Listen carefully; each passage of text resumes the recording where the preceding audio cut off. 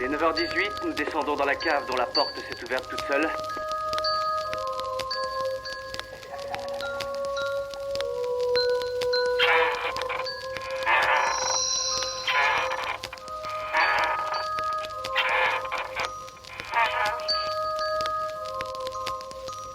On flotte tous ici. Bienvenue dans mon cauchemar. Bonsoir à tous, bonsoir à toutes, bienvenue dans ce nouvel épisode d'Inspiré de faits réels, épisode très spécial si l'on en croit le format chronique qu'on a adopté cette saison, puisqu'il n'y aura pas de chronique dans cet épisode. On va la faire classique, on va la faire facile, on va faire une grande discussion avec Mathias. Mathias, comment ça va ? Écoute, ça va très bien, tu dis qu'il n'y a pas de chronique, mais en fait, quand je regarde les films dont je vais parler, je me rends compte qu'il y a un peu une chronique déguisée sur le thème de la gériatrie. Mais tu verras un petit peu plus tard. Ça marche. Oui, épisode du coup discussion, parce que mine de rien ce format chronique, qu'est-ce que ça nous fait ? Et ben ça fait qu'on parle des films qu'on a envie, mais on parle pas d'actu. On n'a pas trop parlé de films qui étaient sortis en 2022, des films de genre qui faisaient l'actualité de 2022, et on s'est dit qu'on allait rattraper ça tout simplement, parce qu'on a vu des films, hein. Comme à notre habitude, on a regardé des films. Et on va en parler, on va en discuter ensemble. Mathias, je crois que est-ce que tu veux commencer ? Est-ce que tu veux que je commence ? Comment tu veux faire ? Je commence. Écoute, je pense on peut commencer ensemble, puisque de toute façon, on voulait parler il y a un film qu'on a vu tous les deux, dont on avait envie de discuter. C'est on X, commence carrément. de Ah oui, si, X. Ah oui, ok. Ah, j'ai cru que t'allais parler d'un autre. Mais très bien. Oui, parce que on a vu un film en salle dont on parlera à la fin. On n'avait pas été en salle ensemble depuis un moment. Ça faisait un moment qu'on n'avait pas vu de film ensemble. Je pense que ça se compte en années en vrai. Ça fait au moins 2 ans qu'on n'avait pas vu de film ensemble. Et on en a vu un, et on n'a pas été déçus, et on vous le garde pour la toute fin. Ouais, on en parlera. Si vous me suivez sur Insta, vous savez sûrement de quoi on parle exactement. Mais oui, on a vu une séance complètement folle aux hallucinations collectives de Lyon, puisque j'ai quitté ma région parisienne l'espace de quelques jours pour aller rendre visite au bon Hugo à Lyon, et nous avons vu quelque chose qui ne nous a pas laissé indemne.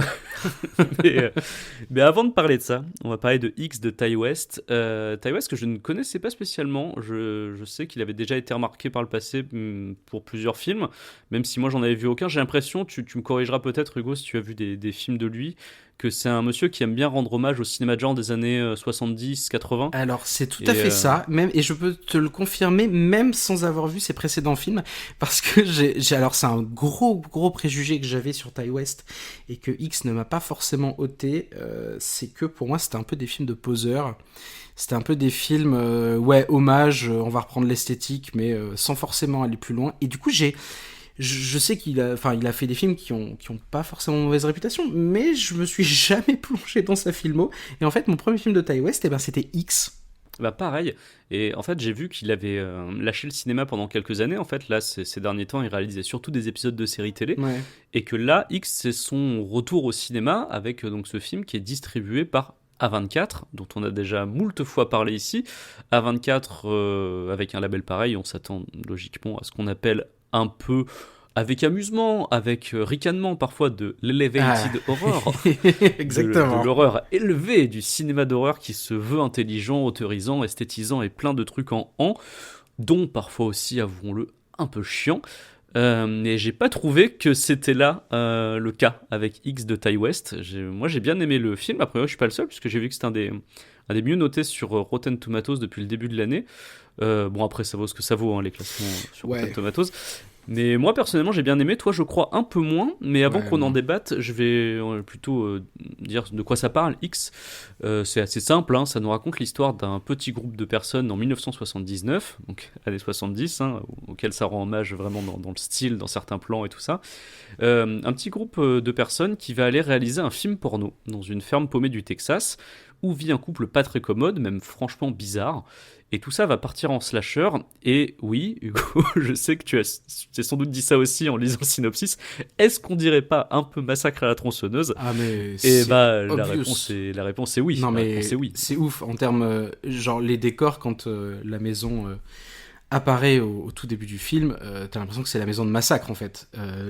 C'est la même scène, la même maison quasiment. La scène des jeunes dans le van et tout. Les personnages sont pas caractérisés de la même manière, c'est pas les mêmes personnages, mais c'est 100% massacre à la tronçonneuse. T'as même la bonne vieille station-service un peu pourrie au début ouais. du film, voilà. Mais c'est très assumé, tu le vois Ah même oui, dans... non, c'est un hommage. Il y a certains cadrages qui sont même très inspirés de Toby Hooper et même Oui. d'autres clins d'œil à la filmo de Toby Hooper.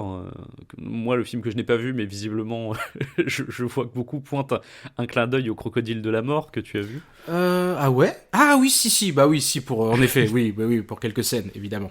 Mais pas, ouais, non. je suis pas un grand fan du Crocodile de la Mort. Oui, non, mais c'était voilà, juste pour le clin d'œil.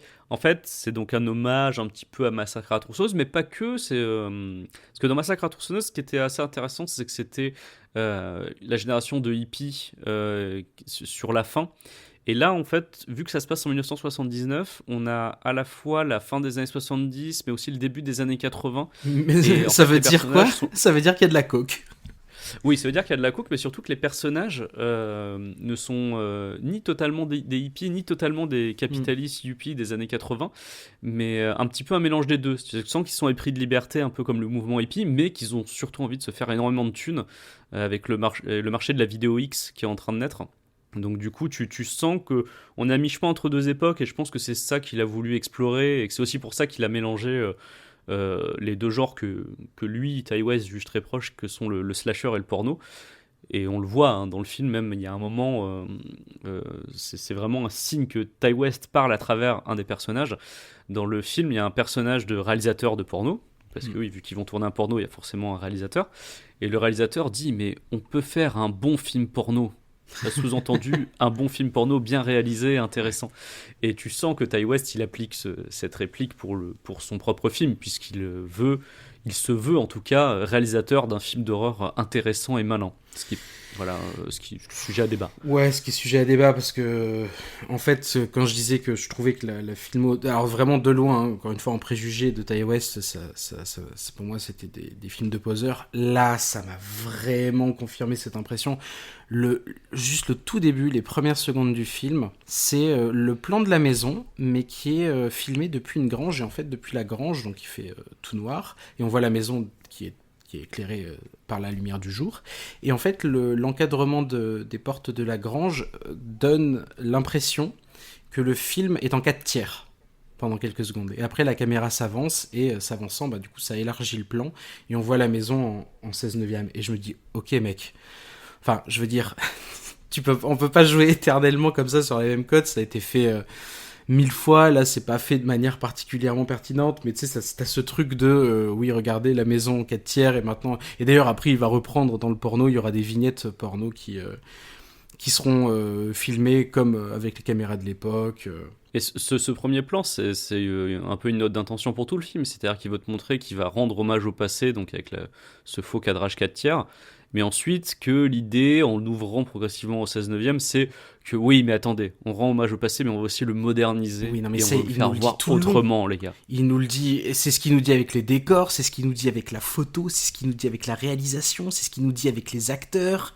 Enfin, le truc de ce film, et c'est pour ça que je trouve ça assez hautain finalement, c'est qu'en fait il prend un peu son public pour un con, tu vois, genre en mode j'ai besoin de te signifier le truc à tous les niveaux pour que tu comprennes bien, toi fan de cinéma d'horreur des années 70. Et ça, je trouve ça... c'est sursignifiant, donc à un moment donné, ça tourne à vide, quoi. Ouais, t'as un peu l'impression que t'es en train de regarder le film et que Ty West, il est à côté de toi et qu'il oui. est en train de te mettre des petites tapes dans l'épaule et des petites tapes dans les côtes et qui te fait « Eh, t'as vu ce que je fais ? Regarde, complètement. Tu vois ? Tu vois ce que je veux dire ? Ouais, il y a un petit peu cette impression-là, Ouais, je suis d'accord. C'est un film de petit malin, et honnêtement, alors... Après, en dehors de ça, est-ce que le film dit quelque chose ? Je suis pas vraiment sûr non plus. Je trouve que si, et je trouvais ça plutôt intéressant. Alors, on va pas spoiler X, hein, mais pour vous parler un petit peu des thématiques, ça nous parle de de sentiments humains, de désir, de frustration, de jalousie, de pulsion, aussi de vieillesse beaucoup. C'est pour ça que je disais qu'il y avait peut-être une thématique un peu gériatrique dans les films que j'ai vus et dont je vais parler. C'est que le couple de personnages qui vit sur la ferme, enfin qui possèdent la ferme, sont des personnes âgées.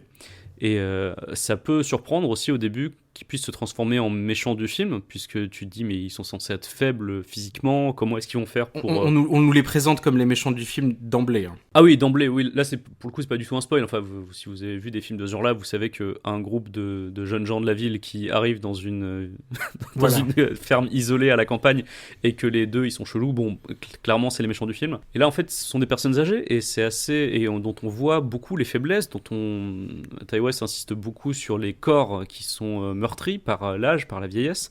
Donc voilà, c'est un film avec des personnages qui sont très humains, y compris les méchants, à la fois dans leur réaction et dans leur corps. Et c'est un film où quand on voit l'antagoniste principal qui fait des choses horribles, notamment des meurtres assez graphiques, je pense au tout premier meurtre du film, qui arrive très de tard. Voiture, qui arrive très tard, au bout d'une heure de film. Ouais, il faut 1 heure de film. Oui, parce que le film va vraiment prendre le temps de nous installer les personnages, de nous faire s'attacher à eux. Alors ça marche ou pas, toi j'ai l'impression que ça a pas trop marché sur toi. Pour moi ça a pas du tout marché parce que il enchaîne en fait des séquences un peu de tension, tu vois, où il essaie de nous mettre un peu des coups de pression, avec une musique très 70s et des images de films porno, donc fatalement ça retombait à chaque fois, tu vois, la tension retombait, et ouais non, pour moi, en plus, vraiment je l'ai trouvé, je sais pas, il fait 1h45, un truc comme ça, il m'a semblé tellement long. Oui, c'est vrai qu'en termes de temps ressenti, t'as l'impression qu'il fait un petit peu plus dans les 2 heures que dans les 1h40, effectivement. Mais malgré ça, en fait, c'est un peu le cas dans pas mal de films de poseurs qu'on retrouve parfois chez A24. C'est que malgré ça, tu vois, il essaye d'apporter une espèce de réflexion et tu ne ressens pas que de la peur devant le film. Il y a aussi des moments où tu ressens de la pitié, même un petit peu de tristesse pour certains personnages. Donc c'est un film qui ne pourrait n'être qu'une ressucée de slasher des années 70-80, mais qui en fait apporte un petit peu plus. Alors même si ça m'agace quand Ti West n'arrête pas de dire en interview que ce qu'il fait, c'est lui qui utilise le mot elevated horror d'ailleurs, il l'utilise en interview, qui met tout le temps en avant la qualité de son artisanat, quoi. Sous-entendu, il fait pas comme les autres slashers, tu vois. C'est un peu agaçant. J'ai du mal avec le personnage Ti West. Par contre, la réalisation d'elle-même, le film que j'ai vu avant de découvrir qu'il avait fait, m'avait plutôt diverti et plutôt ému. Donc voilà, je trouvais ça. Ah oui, carrément. Ému devant X, oui, carrément. Ah ouais. Écoute, en réfléchissant un petit peu à la fin, tu vois, en pensant au personnage de l'antagoniste surtout, j'ai eu un petit peu de pitié pour le personnage de l'antagoniste et je trouvais sa vie vachement triste en fait. C'est pour ça que je suis pas totalement fermé à l'idée du préquel qu'il va bientôt y avoir, parce que je sais pas si tu savais, il y a un préquel de X qui est prévu. Il a déjà été tourné en fait. Je crois qu'il a été tourné genre pas longtemps après X justement. Et ils ont commencé le montage il y a pas longtemps, il me semble en mars, tu vois. Et ça devrait arriver assez logiquement à l'automne, je pense qu'ils vont le sortir pour Halloween par exemple. L'idée c'est que là il va changer complètement de style, il va rendre hommage à un autre style visuel, celui-là plus Technicolor, Mary Poppins, Magicien d'Oz, tu vois, mais en version évidemment un peu plus folle et cauchemardesque. Et ça va être l'origin story de l'antagoniste du film. Ah ouais, donc les vieux seront les jeunes. Voilà, et surtout qu'il y a des éléments dans le film qui te disent qu'il y a potentiellement une histoire tragique un petit peu avec eux quand ils étaient jeunes, donc ça peut être intéressant à suivre.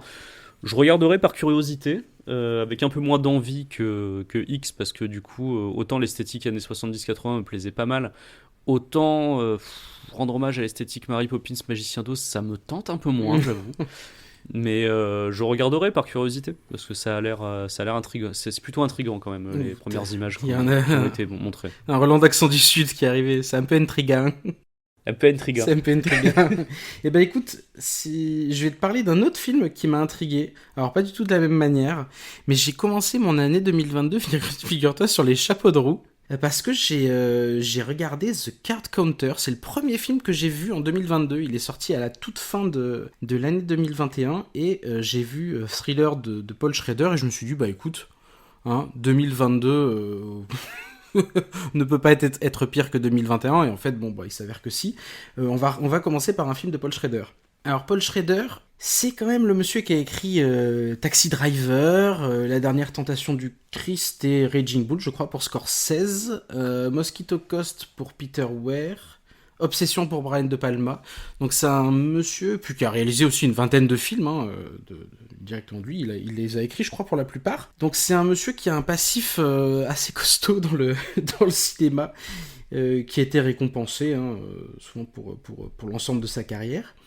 Et Card Counter, qu'est-ce que c'est ? Tiens-toi bien Mathias, parce que ce n'est pas... j'espère que ça va, parce que ce n'est pas un feel-good movie. C'est l'histoire d'Oscar Isaac, qui est un ancien militaire devenu accro au poker, et qui vit un peu d'hôtel en hôtel. C'est un peu un vagabond, mais un vagabond très riche, puisqu'il est très très fort au poker. Il croise la route de Ty Sheridan, qui a une vengeance à assouvir, et en fait leur relation très fragile, va se construire sur cette vengeance que nourrit Ty Sheridan. Alors c'est très très froid, c'est très très chirurgical comme réalisation. Parfois ça détache un peu on va dire, du propos et du caractère un peu premier du film qu'on pourrait avoir, du côté premier degré. Et c'est un film qui fait explicitement référence à des événements réels, notamment le scandale d'Abu Ghraib, notamment en fait le scandale, surtout ça le centre du truc, c'est le scandale d'Abu Ghraib de 2003, du coup dans lequel l'armée américaine est accusé d'avoir violé les droits de l'homme, notamment à Bagdad, et il me semble dans une prison en particulier à Bagdad. Donc il y avait eu des tortures, des humiliations, des choses horribles perpétrées par l'armée américaine. Et en fait, le film ne s'intéresse pas aux événements d'Abu Ghraib, mais à ce que ça a entraîné chez certains personnages, chez certains personnages fictifs évidemment du coup, qui l'ont vécu d'une manière ou d'une autre, mais souvent pas forcément parce qu'ils étaient sur place, mais aussi qu'est-ce que ça a répercuté sur certaines personnes aux États-Unis. Et donc en fait c'est les événements d'Abu Ghraib comme background, comme histoire, et c'est les conséquences de ces actes-là sur des personnages, les vies que ça a détruites aussi, même si c'est un film qui prend le parti de raconter surtout le côté américain, mais qui a aussi détruit des vies américaines. Et donc comme je t'ai dit, c'est pas du tout un feel-good movie. Par contre, ça m'a happé. Vraiment, même si c'est parfois très lent, un peu contemplatif, et comme je disais, parfois très froid, très chirurgical, et du coup peut-être pas forcément assez engageant, c'est un film que j'ai beaucoup aimé. Donc je le conseille complètement. The Card Counter, c'est un très très chouette film. À regarder donc quand qu'on est plutôt de bonne humeur. Faut être plutôt de bonne humeur, ouais.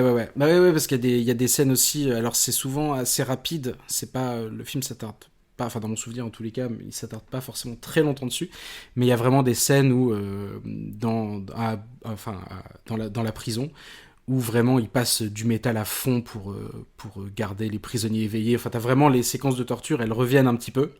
Même si c'est pas ça le centre du film, c'est pas ça ça revient comme background et on le voit comme traumatisme aussi chez le personnage d'Oscar Isaac. Et ouais, non, vraiment. Après, si vous voyez Paul Schrader, c'est plutôt un habitué aussi de séquences un peu fortes. C'est quand même le monsieur qui a écrit Taxi Driver, donc voilà, à partir de là. Mais ouais, non, c'est un film que je recommande, mais quand même, âme sensible, s'abstenir aussi. Trigger warning, torture. D'accord, ok. Je vais poursuivre avec un film qui rentre dans ma catégorie troisième âge. La fameuse. La fameuse, c'est le fil conducteur. En vrai, j'ai que 3 films qui parlent vraiment de troisième âge. Mais celui-là en fait partie, c'est... J'ai remarqué que ce thème du vieillissement revenait pas mal au cinéma en ce moment. Et en vrai, je pense que j'aurais pu y consacrer une chronique dans un épisode classique d'Inspiré de faits réels. C'est vrai que dans le cinéma de genre, il y en a eu pas mal. Depuis Hereditary. Depuis, oui, on avait eu Hereditary, on avait eu Old, on a eu donc plus récemment Uma, mais bon... Et Relique. On en reparlait tout à l'heure, il y a eu Relique, il y a eu X, donc... Ouais. Et récemment, en salle, un petit coup de cœur personnel, je crois qu'il est encore dispo dans quelques salles, il va bientôt partir, Petit Ange parti un peu trop tôt, Abuela de Paco Plaza. Ah, que je n'ai pas vu. Que tu n'as pas vu et que je te conseille, si passe à Lyon et que tu as le temps d'aller le voir à l'occasion, franchement, voilà, moi j'ai bien aimé. Paco Plaza, il est surtout connu comme étant le co-réalisateur de Rec, le film qui a vraiment reboosté l'horreur espagnole dans les années... du coup, c'était quoi ? C'était fin des années 2000, C'était 2000, ouais, milieu fin des années 2000. Parce que nous, on l'a vu, on était au lycée, donc ça devait être vers 2006, 2007. 2009. Ouais, peut-être même avant, t'as raison. Donc oui, voilà, c'est le co-réalisateur de Rec avec Romé Balaguerro. Et j'ai bien aimé ce qu'ils ont fait tous les deux, chacun de leur côté après Rec. J'avais notamment été impressionné par Malveillance de Romé Balaguerro, qui n'est pas assez reconnu à mes yeux, qui est une histoire de concierge d'immeuble complètement inquiétant. Donc si vous avez l'occasion de regarder Malveillance, mais vraiment allez-y. On ne parle pas assez de ce film, mais je le trouve vraiment brillant. Et on avait parlé aussi de Paco Plaza dans Inspiré de faits réels, puisqu'on avait fait un épisode sur Véronica, le film sur cette adolescente malmenée par des esprits après avoir fait une séance de Ouija à l'école. Eh bien Paco Plaza, cette fois, il nous revient avec Abuela, qui ne parle pas d'une adolescente, mais qui parle de la vieillesse et de l'inéluctabilité des choses. L'histoire est la suivante. Susana, un mannequin espagnol qui vit à Paris, doit rentrer à Madrid pour s'occuper de sa grand-mère Pilar, qui a fait, je ne me souviens plus très bien, mais je crois que c'est un genre d'AVC, qu'elle est très affaiblie.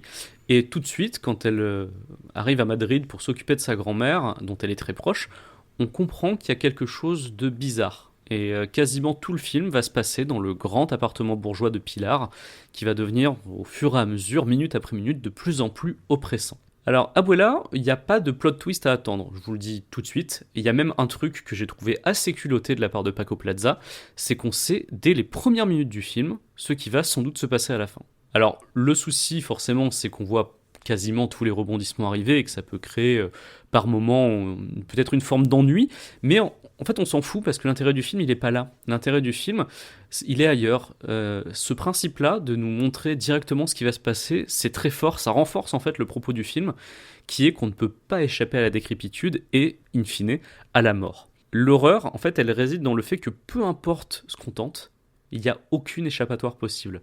Et c'est ça que je trouve fort dans Abuela, c'est que l'héroïne, Susana, elle ne prend que des bonnes décisions.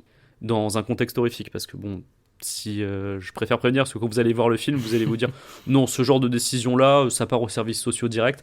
Donc, non, dans un contexte de film d'horreur, elle ne prend que les bonnes décisions.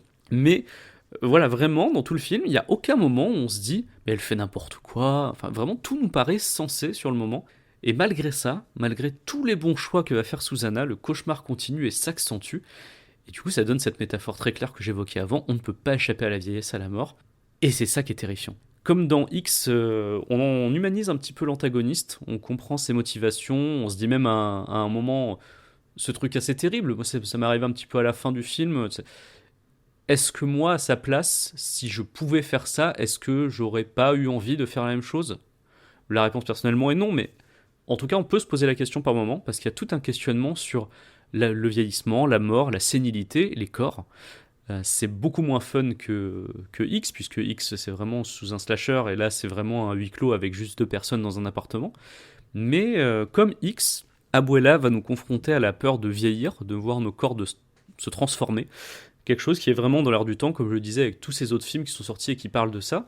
Et ça me fait penser que ça m'étonnerait pas qu'on ait prochainement une nouvelle adaptation du portrait de Dorian Gray, puisque l'histoire d'Abuela nous fait vraiment beaucoup penser à ça, et comme c'est un classique de la littérature maintenant libre de droit, ça m'étonnerait pas qu'on ait des films sur le portrait de Dorian Gray qui sortiront bientôt, parce que là vraiment le vieillissement, mais tout le monde parle de ça en ce moment, c'est fou. Bah ouais, c'est vrai, je disais Hereditary tout à l'heure, je sais pas si c'est le premier de cette nouvelle vague. Moi perso j'ai l'impression, après voilà, j'ai pas, il y a peut-être 2-3 références que j'ai loupées, mais de cette nouvelle vague de films, j'ai l'impression qu'Hereditary a beaucoup appuyé, pas seulement sur le vieillissement, mais sur le poids, et c'est un peu le titre du film, l'hérédité, le poids de ce qui nous est transmis. Et en vrai, par exemple, le Uma, c'est ça. Relique, c'est peut-être plus sur le vieillissement, Relique, et en plus, Relique, je le trouvais plutôt joli. C'est aussi sur 3 générations, c'est-à-dire que t'as une mère, sa mère à elle et sa fille dans la même maison qui passe. Enfin, le film est quasiment un huis clos dans une maison.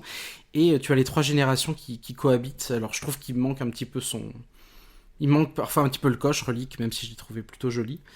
Mais ouais, c'est un truc qui revient en effet beaucoup. Après, je vais pas y arriver. Le caractère, voilà, merci. Le caractère attendu de tout ça, inéluctable donc. Je sais pas si c'est quelque chose qui est si. Oh, si, ceci dit, c'est aussi quand même quelque chose qui est pas mal discuté, hein, de quoi qu'on fasse. on s'en sortira pas. Ah, en tout cas, c'est vraiment un des thèmes centraux de Ouais. Abuela, hein, que je conseille vivement. T'avais aimé Véronica? Je me souviens plus. Eh ben écoute, tu sais quoi, quand je me souviens plus du film, on en a fait une chronique, hein, donc On Je en a l'ai tout vu, à fait fait un mais- épisode entier sur Véronica. on a fait un épisode entier sur Véronica, mais je me souviens qu'il y avait un délire avec le soleil, une éclipse. Oui, qui était un peu trop.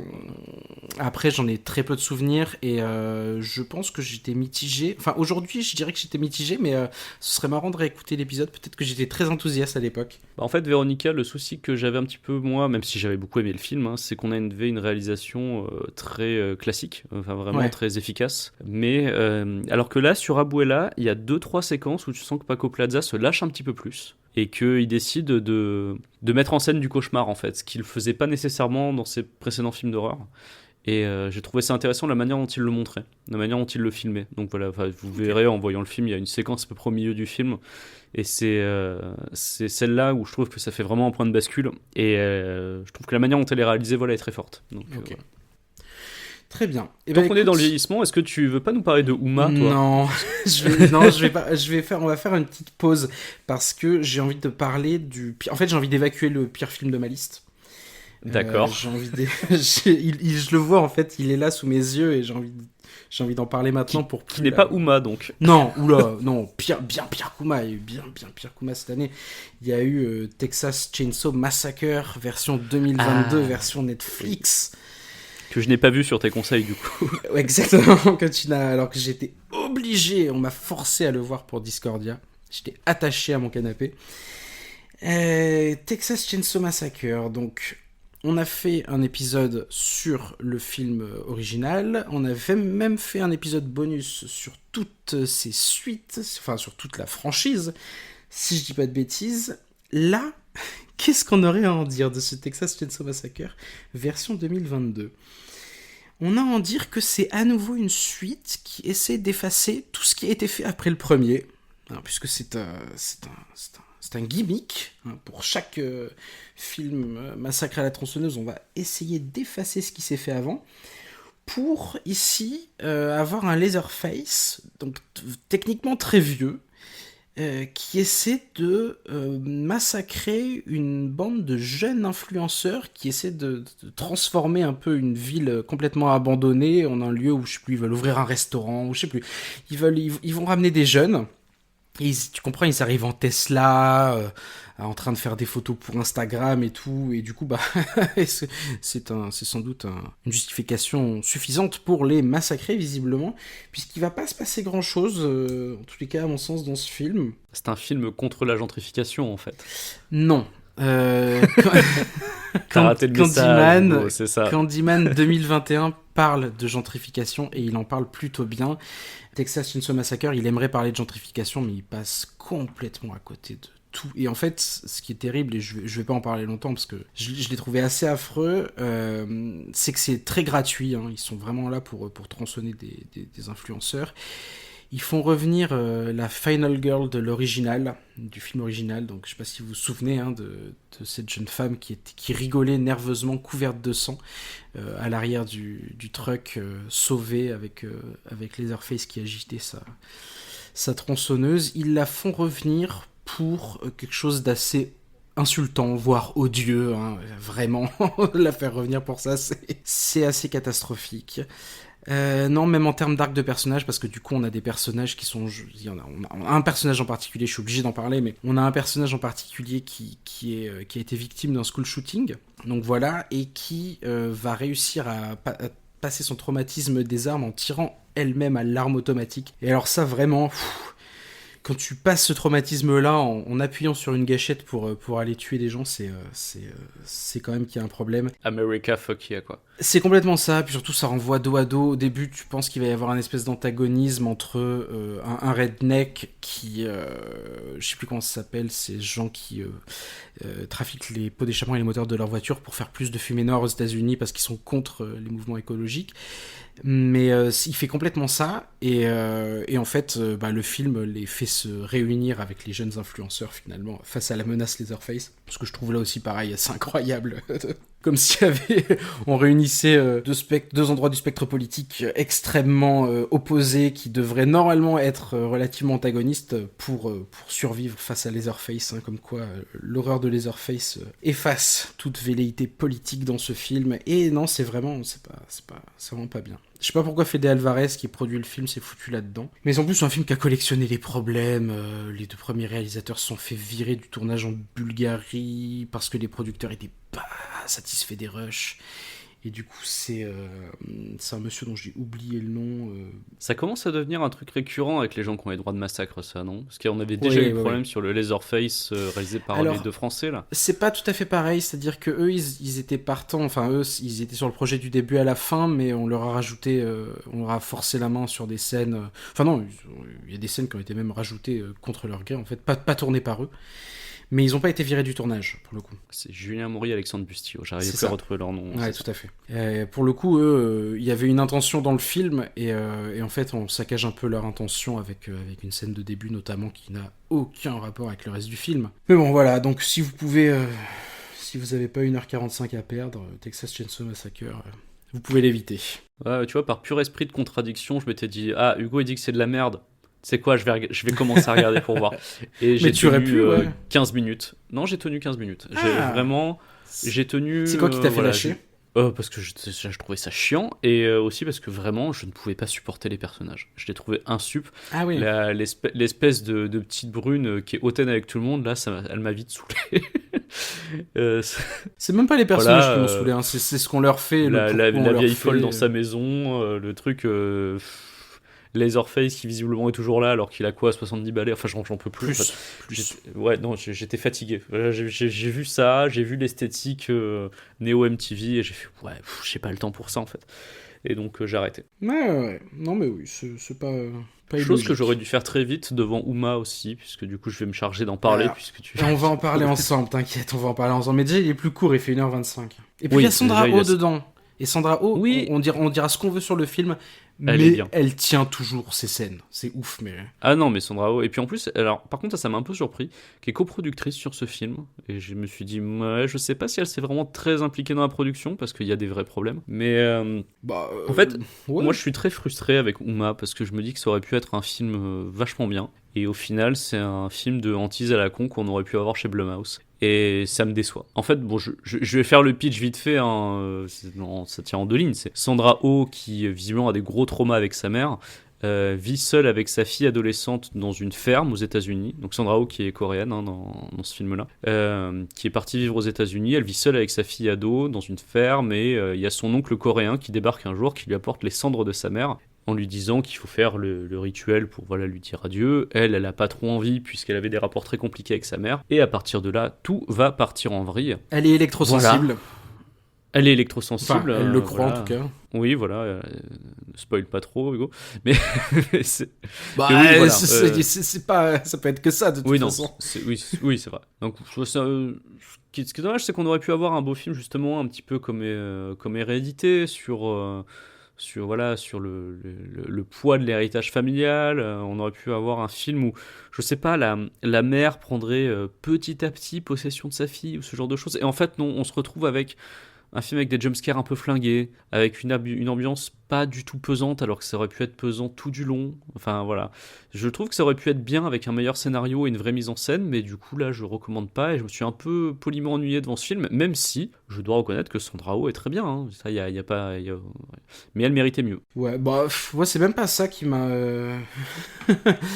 je trouve, enfin, c'est vraiment trop propre à l'image et à la photo. Genre, elles sont dans un grenier... t'as la fille qui est dans un grenier, t'as elle qui travaille dans un garage, et j'ai jamais vu un garage, un grenier aussi propre. C'est hallucinant, c'est juste pas possible. Et tout est... En fait, rien n'a d'aspérité, tout est très propre. Au début, j'ai pensé que ça allait virer un truc un peu à... Bah justement, je crois que c'était en off, on parlait de La Nuée, de Juste Philippot, qui est sorti en 2021. Qui démarre un peu de la même manière, avec une relation mère-enfant. Alors un élevage c'est des sauterelles dans la nuée. Là, c'est un élevage d'abeilles qui va être complètement oublié au fur et à mesure que oui, le voilà, film ça me avance, fait plaisir que tu en parles. J'étais Extrêmement déçu par ça. C'est-à-dire que le personnage principal, elle est apicultrice. Il y a des abeilles partout et il y a aucun meurtre par abeille. Mais Pourquoi, Ah bah, pourquoi vous faites en sorte qu'elle est On était apicultrice? loin de ça. Bah, elle le dit, et c'était pour faire plaisir à sa fille. Oui, enfin bon, je trouve ça, j'étais extrêmement déçu par ça. Tu peux faire plaisir à ta fille, tu peux faire de la poterie aussi, tu vois. Quoique, mais cela dit, si elle refait de la poterie, j'aurais pas gueulé parce qu'il n'y avait pas eu de meurtre à l'argile, tu vois. L'abeille, il y a vraiment un côté où ça peut être menaçant, quoi. Et, Ouais, mais surtout, on nous le c'est pas tease du un tout petit peu. exploité. On nous le tease Oui, un tout oui, petit c'est ça. peu.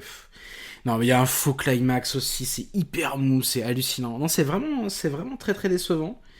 C'est vraiment très très décevant. Et même le générique arrive à 1h18, et même à 1h18, on a réussi à s'ennuyer. Quand on s'ennuie un film aussi court, c'est vraiment qu'il y a un problème quand même. Pas très intéressant alors que ça aurait pu vraiment l'être. ennuyeux. Ah ouais, non, vraiment, c'est... Tu as un autre film dont tu veux parler pour Ouais. évacuer Uma? Ouais, alors après, attends, c'est pas forcément... J'ai pas que des bons films, hein. Oula, qu'est-ce que t'as en stock? Bah, j'ai Scream 5. Ouh là là, que je n'ai pas vu parce que, Tu n'as pas comme je vu te le disais, j'attends de... Je pense que je vais attendre la grosse sortie DVD de l'intégrale et que je me ferai les 5 à la suite. Ouais. Voilà. Bah, je sais pas si c'est... Est-ce que j'ai envie de te contredire ou pas? Est-ce que ça vaut le coup de se retaper tout ça pour arriver à Scream 5? Je suis pas sûr. Je suis pas sûr. C'était pas génial. Non, c'était vraiment pas génial. Donc c'est réalisé par Tyler Gillett et Matt Bettinelli, si je relis bien mes notes, qui avaient déjà officié en binôme, souviens-toi, sur Wedding Nightmare. Et Wedding Nightmare était sympa. Et je me souviens... J'avais bien aimé. Bah ouais, quand ils avaient annoncé que les réalisateurs, le duo de réalisateurs de Wedding Nightmare allait bosser sur le prochain Scream, bah moi, j'étais... Ok, j'étais partant, je dis D'ailleurs, pourquoi pas. Wedding Nightmare, reparlons-en, extrêmement mal vendu en France. Oui, Pourquoi ouais. Ready or Not s'est transformé en Wedding Nightmare? Déjà, j'ai du mal avec ce concept de titre anglais pour... Traduit en titre anglais, ouais, c'est évidemment. traduit en un autre titre anglais qui n'a rien à voir. Mais Ready or Not, qui est en fait une super comédie horrifique, je trouve qu'il y a vraiment des éléments comiques dans Ready or Not qui sont vraiment super. Ouais, il y a quelques éléments comiques, mais oui, non, pour les gens qui l'auraient pas vu, c'était ce film assez réjouissant d'histoire de mariage qui virait à la chasse, dont la mariée en fait était la proie, parce qu'il y avait une tradition dans la famille qui faisait que en fait ils étaient obligés de chasser la mariée parce elle n'était pas du même sang, voyez-vous. C'est ça. Et c'est une famille qui fabrique des jeux de société, donc il y a toute cette esthétique aussi dans le film qui est super cool, voilà, du jeu, les jouets en bois, tout ça. Moi, je trouvais très beau, très belle la direction artistique du film aussi, les décors et tout était vachement Les décors étaient chouettes, ouais, c'est vrai, les décors étaient chouettes. Et donc, voilà, Scream 5, réalisé par ce duo, écrit par James Vanderbilt. Alors, James Vanderbilt, le nom vous dit peut-être quelque chose, il a surtout écrit pour des blockbusters, en fait, jusque-là. Il me semble qu'il a écrit pour un Spider-Man, pour un X-Men, des choses comme ça, mais pas forcément de films d'horreur. On retrouve à nouveau Neve Campbell, Courtney Cox, David Arquette, mais ça fonctionne pas, et je vais pas le spoiler ni rien. Mais tu te souviens du 4, Mathias? Tu t'en souviens? Je me souviens, alors du 4, je me souviens pas grand chose à part de Hayden Panettiere qui est très joli dedans et de la scène d'ouverture en mise en abîme, sur mise en abîme, sur mise en abîme. Ouais. Je l'ai trouvé formidable. Bon, là, je me souviens absolument pas de l'histoire. Bon, là, dans mon souvenir, t'auras pas ça dans Scream 5. Mais surtout, je sais pas si tu te souviens, le 4, c'était un peu le coup du toxic fandom, finalement. Alors peut-être, je me souviens plus de l'histoire. Ah, ok. Bon, bah écoute, c'est pour ça que tu devrais vraiment pas revoir les 4 avant de regarder Scream 5. Oui, parce que je regarde une bonne image, tu vois, et autant je vais ouais, la voir, voilà. je vais me faire, mais pourquoi? Non, puis surtout, tu verras peut-être un style de répétition. Et tu vas te dire, ah ok, donc on est à ce point, on est peu imaginatif à ce point. Non, vraiment, il y a des thèmes, il y a des choses des précédents Screams qui sont, et surtout du 4 qui sont complètement reprises, et ça fonctionne encore moins, parce qu'en plus, je trouve que la réalisation descend d'un cran, pour le coup. Et ouais, non, j'avoue que j'ai pas accroché. Ils ont osé 2-3 trucs, mais en vrai, j'ai pas accroché. Je trouve même que ça, comment dire, ça fait moins de Scream qu'avant, tu vois. Et du coup, ça devient un slasher plus classique. Et ce qui est dommage, parce que Scream, même si il y a plein de gens qui aiment pas les particularités de Scream, ça reste les particularités de Scream. Et pourquoi vouloir les effacer comme ça, tu vois? Donc non, vraiment, Scream 5, j'y suis pas trop arrivé. En même temps, je suis très négatif, je trouve, dans ce podcast. Je suis pas particulièrement enthousiaste. Il faut savoir que je sors d'une quasi-intégrale, j'arrive quasiment à la fin là de la filmographie de Tsukamoto, que je regarde pour Discordia, et il y avait plein de films de Tsukamoto que je n'avais jamais vus. J'avais vu quelques-uns des plus connus, mais il y en avait plein que j'avais jamais vus. Et en fait, je découvre cette filmographie que j'adore. Et du coup, là, quand je repense à ces films, tout me semble plus fade. Tu vois, c'est quand tu ressors de ce truc que t'as vraiment surkiffé et que tu revois, il y a des films que tu vois, que tu découvres, ou même des films auxquels tu repenses, tu fais ah ouais, est-ce que c'était si bien que ça finalement? Et ça me fait un peu ça en ce moment. Écoute, tu sais quoi, pour te remettre de bonne humeur, je vais te parler d'un bon film. Ah bah vas-y. Alors, je sais qu'on est censé parler de films récents, mais si je dois être parfaitement honnête, mon expérience de la salle en ce début d'année 2022, c'est aussi un film de 92, Fire Walk With Me, de David Lynch. Un film qui avait eu droit, il y a quelques années, à une ressortie en salle, dans une version restaurée 4K. Et bah, moi, j'ai eu la chance de le voir, je crois que c'était il y a 2 mois, dans un cinéma à Paris qui faisait une rétrospective David Lynch. Donc je me suis dit, tiens, je vais aller le voir. Donc on va commencer par le début, c'est-à-dire Twin Peaks. Au cas où vous ne le sauriez pas, mais ça m'étonnerait, Twin Peaks, c'est à la base une série culte créée par David Lynch et Mark Frost, dans laquelle Dale Cooper, un agent du FBI, se rend dans la petite ville de Twin Peaks pour résoudre le meurtre de Laura Palmer, une lycéenne aimée de tous et qui a été retrouvée morte enveloppée dans du plastique. Voilà, alors ça c'est la base, hein. Après ça part dans beaucoup d'autres délires, notamment en saison 3. Mais moi j'avais mis énormément de temps à me mettre à Twin Peaks, malgré les recommandations d'Hugo, j'en parlais dans le dernier numéro d'Inspiré de faits réels. Et puis en fin d'année dernière, je m'y suis enfin mis grâce à un podcast ami de Marie Telling et Anaïs Bordage, qui est produit par Slate. En fait, chaque semaine, elle regarde et elle débriefe des épisodes de Twin Peaks. Et je crois qu'en fait, j'avais besoin de ça pour me forcer à m'y mettre vraiment.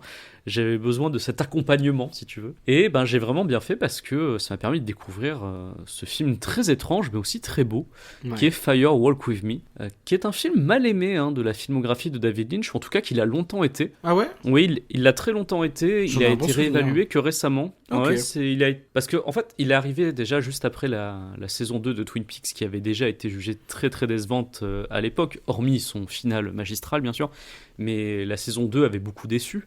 Les audiences s'étaient effondrées, et puis aussi dans le film Fire Walk With Me, on voit très peu Dale Cooper, finalement, on le voit une toute petite partie du film, et encore il n'est même pas à Twin Peaks si je me souviens bien.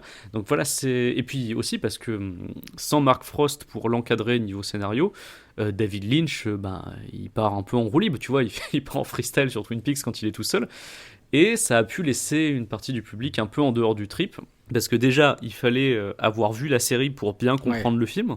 Oui, c'est ça qu'il faut préciser en premier, je pense. Ouais, c'est ça, il faut regarder les 2 premières saisons de Twin Peaks avant de regarder le film, sinon on comprend vraiment pas grand-chose. D'autant plus quand on a un David Lynch qui a vraiment lâché la rampe et qui décide de faire tout ce qu'il veut, quoi. Donc c'est... voilà. Faut y aller préparé, après avoir vu les 2 premières saisons, en se mouillant un peu la nuque, pour reprendre une expression de François sur Tsukamoto. Donc voilà, il faut y aller prévenu, quoi, et après avoir vu les 2 premières saisons. Fire Walk With Me, c'est un film aussi qui est un peu bizarre parce qu'il est coupé en 2. C'est-à-dire qu'on a d'abord l'enquête sur la mort d'une prostituée qui est liée à l'intrigue de la série, Teresa Banks, mais cette enquête est réalisée par d'autres agents, pas par Dale Cooper, par 2 autres agents qui sont joués par Kiefer Sutherland pour la partie police scientifique, et l'acteur, c'est un chanteur, j'ai oublié son nom, celui qui faisait Wicked Game. Ah, j'ai oublié. Chris Isaac, voilà. Ok. Qui joue l'autre agent du FBI. Donc on suit ces 2 personnes-là pendant une bonne moitié du film. Après, on voit enfin Dale Cooper, vite fait.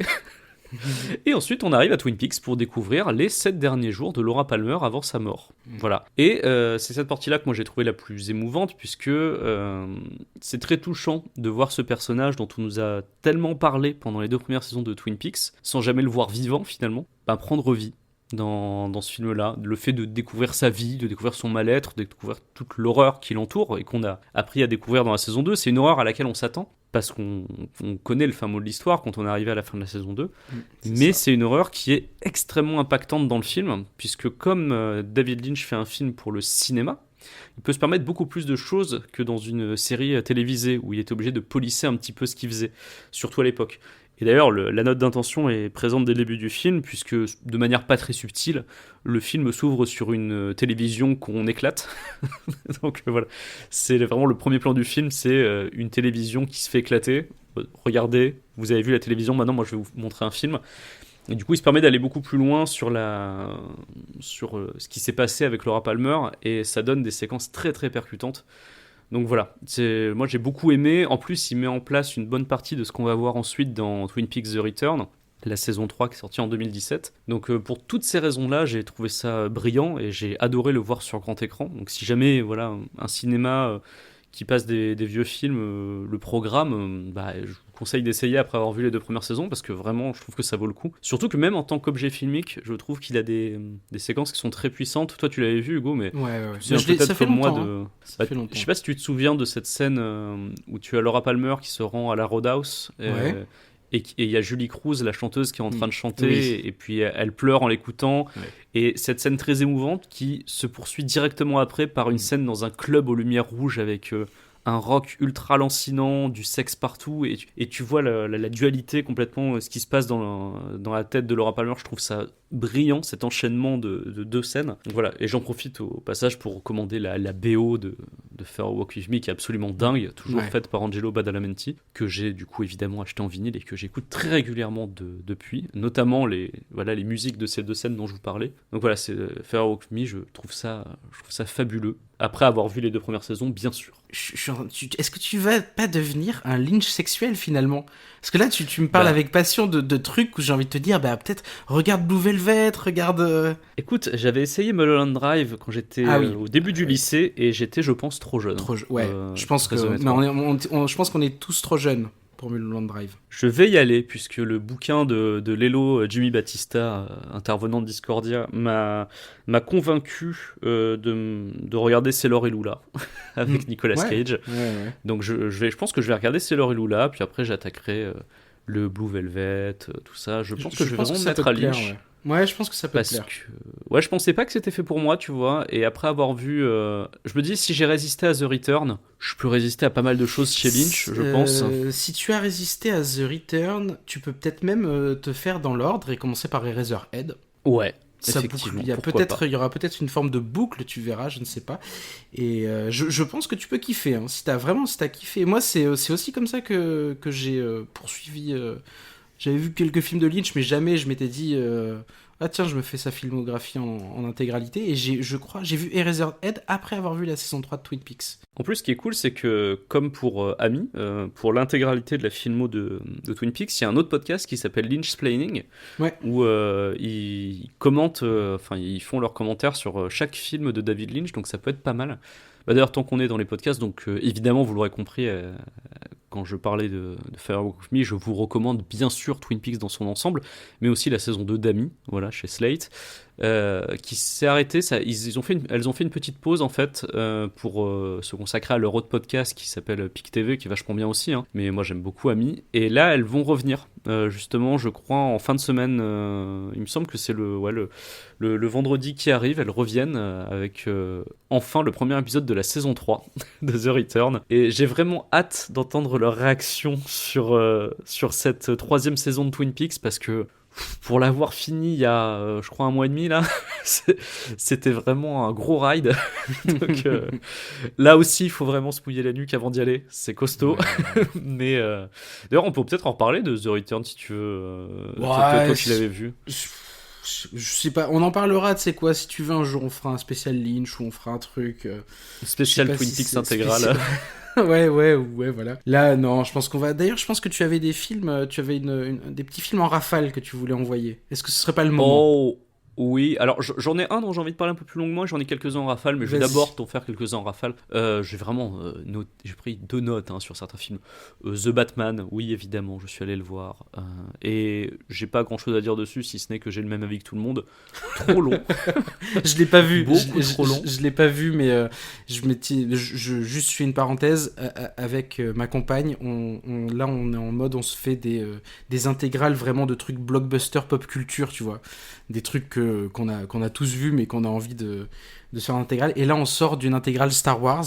Et je viens de lui proposer, et elle a accepté, une intégrale Batman. Donc depuis on va commencer à Tim Burton. On va commencer à Tim Burton et on va arriver du coup au dernier.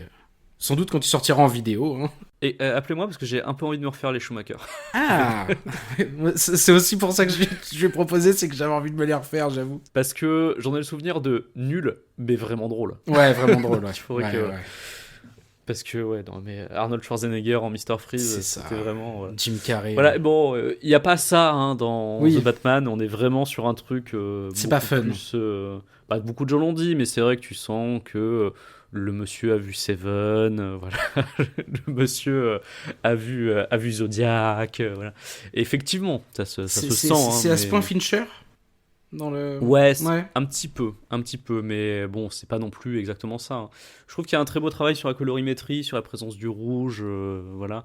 Il y a des choses qui sont bien. En vrai, moi, il y a beaucoup de choses que j'ai trouvé bien dans The Batman. Hein. Je me suis pas ennuyé. Il fait vraiment 45 minutes de trop, certes. On ne voit pas assez Bruce Wayne, certes, mais je trouvais que c'était quand même un bon Batman. Ça veut dire qu'on voit pas assez Robert ? On voit beaucoup I am vengeance, mais on voit pas beaucoup Robert. On voit le Batman. Après, c'est pas plus mal, c'est pas plus mal. Moi, je préfère voir. Ce que j'aime bien dans Batman, c'est l'alternance entre les deux. C'est pour ça que j'aime beaucoup, par exemple, le jeu vidéo de Telltale, puisque tu as le choix d'incarner Bruce Wayne ou Batman suivant l'émission. Donc, je trouve ça bien, mais c'est voilà, dans l'ensemble, j'ai trouvé ça bien. Faudra que je le revoie à l'occasion, mais c'était vrai que c'était un peu trop long. J'ai bien aimé l'ambiance, l'atmosphère, c'est un peu pesant avec cette ville où il pleut tout le temps, tu vois. C'était cool. Et puis, il y a un truc dont je t'avais parlé, je crois, que j'avais bien aimé, c'est qu'on nous replace Batman comme un personnage qui fait le show, en fait. Ouais. C'est que Batman, le principe, c'est qu'il est certes un monsieur fasciste avec beaucoup d'argent qui tape des gens dans la rue. Non, ça c'est la version de Zack Snyder, ça. Voilà. Mais c'est aussi quelqu'un qui veut faire peur à tous les ravisseurs quand il y a le bat-signal qui est allumé. C'est-à-dire que à partir du moment où le bat-signal est présent dans le ciel, tous les malfrats qui le voient se disent « est-ce qu'il va arriver pour me tabasser moi ?» Et c'est bien retranscrit dans une scène du film où tu vois des malfrats lambda dans la rue qui fixent une zone d'ombre, une ruelle sombre, tu vois, ou l'ombre d'une porte en se disant... tu vois, en stressant un peu, après avoir eu le bat-signal, en se disant « est-ce qu'il est là ?» Et le moment où il arrive, tu vois, sur une des scènes, tu vois ces ailes de chauve-souris bien droites qui sortent du noir comme ça, de manière ultra brutale. C'est la scène qu'on voit dans la bande-annonce où il fracasse tout un groupe de gens en se prenant des balles qui ricochent sur son armure. C'est une scène que j'ai trouvée assez forte dans le film, notamment. Il y en a d'autres, hein. Il y a plein de scènes qui sont fortes. Le Batman, c'est un film, The Batman, c'est un film avec de très bons visuels. Hein. Mais voilà, dans l'ensemble, j'ai trouvé ça bien, mais trop long, comme beaucoup de gens, je pense. Donc c'est pour ça que je disais, mon avis ne différera pas trop de la plupart des avis sur The Batman. Hein. Mon avis ne divergera pas non plus sur Alerte Rouge, que j'ai trouvé excellent. Que j'ai vu, celui-là. Un excellent Pixar sur l'adolescence, qui a le mérite, et c'est très rare de parler de front des premières règles, et ça je trouve ça bien qu'on le voit dans un film Pixar, que ça dédramatise la chose, et c'est vachement bien. Et ça parle beaucoup aussi de l'émancipation vis-à-vis de ses parents, d'autant plus que le film se passe dans une famille asiatique. Et l'émancipation vis-à-vis de ses parents, ça peut être quelque chose d'encore plus compliqué. C'est ce que je me suis dit en regardant Uma. Je me suis dit, putain, mais les daronnes asiatiques, elles en prennent pour leur grade dans le cinéma cette année aussi. Oui, prépare-toi, je pense qu'il y a beaucoup de réalisateurs et réalisatrices asiatiques de seconde génération qui vont avoir des trucs à régler avec leurs parents. Ouais. Mais moi, c'est pas mon cas, puisque comme je l'ai dit maintes fois, je suis une full banane et je tiens beaucoup plus de la culture pied noir que de la culture asiatique. Mais pour connaître beaucoup de personnes qui, sont asiatiques de faciès, mais également de culture, c'est un truc qui revient assez souvent, effectivement. Ouais, c'est carrément... Moi, j'ai vraiment eu... Il y a eu forcément dans Alerte Rouge le côté première règle et tout, de l'adolescence, mais j'avais l'impression que le film se concentrait davantage sur les difficultés d'émancipation, mais surtout vis-à-vis de la figure de la mère tigre, quoi. Oui, il y a un petit peu de ça dans Alerte Rouge, c'est ce qui est montré beaucoup. Après, c'est un modèle qui tend à évoluer avec le temps. Là, le film se passe dans les années, je crois... 2000. Des années 90, début des années 2000. 2000, c'est ça. Donc voilà, c'est un modèle qui change un petit peu avec les générations et tout ça, mais oui, dans le contexte où se déroule le film, ça me paraît assez cohérent, effectivement. Ouais. Mais ouais, non, et surtout de la mère qui avait elle-même des choses à régler avec la grand-mère, tu vois. Ouais. Mais non, et en plus, visuellement, il est vraiment canon. C'est vraiment canon. Beaucoup de gens ont critiqué la DA. Je suis pas Ah. du tout d'accord. Moi, j'ai trouvé ça vraiment, vraiment cool. Justement, j'en avais un petit peu marre des personnages qui ressemblent tous à Elsa de la Reine des Neiges. Ça me fait Ouais. plaisir de revenir à un Oui. style un peu plus pas cartoon, même si, ouais, si, dans les expressions, c'est un peu plus cartoon en vrai. Si oui, les personnages sont plus rondouillards et le groupe de jeunes adolescentes est vraiment génial. Et, Elles sont hyper attachantes. et j'ai l'impression, j'ai pas trouvé cette information, c'est vraiment de la pure théorie, mais il est tellement calqué ce groupe de persos sur les personnages de la série Derry Girls sur Netflix, qui est un groupe d'adolescentes grosso modo. Alors je sais plus, je vais pas dire une bêtise, j'ai vu la saison 1. Ping, ici le Hugo du futur qui apporte une petite précision à ce qu'il a dit dans cette émission d'Inspiré de faits réels. Derry Girls se passe dans les années 90 en Irlande du Nord, au moment où les tensions sont assez vives entre catholiques et protestants, et au moment où la guerre civile non seulement fait rage, mais arrive aussi un peu à son terme dans les années 90. Voilà, c'était tout. Ping. Et où vraiment j'ai eu l'impression de revoir les mimiques de certaines actrices de Derry Girl, quoi. Je sais pas si c'est une Peut-être, ça inspiration J'ai jamais vu directe. Derry mais- Girl, donc je peux pas dire. c'est une série qui est très très chouette.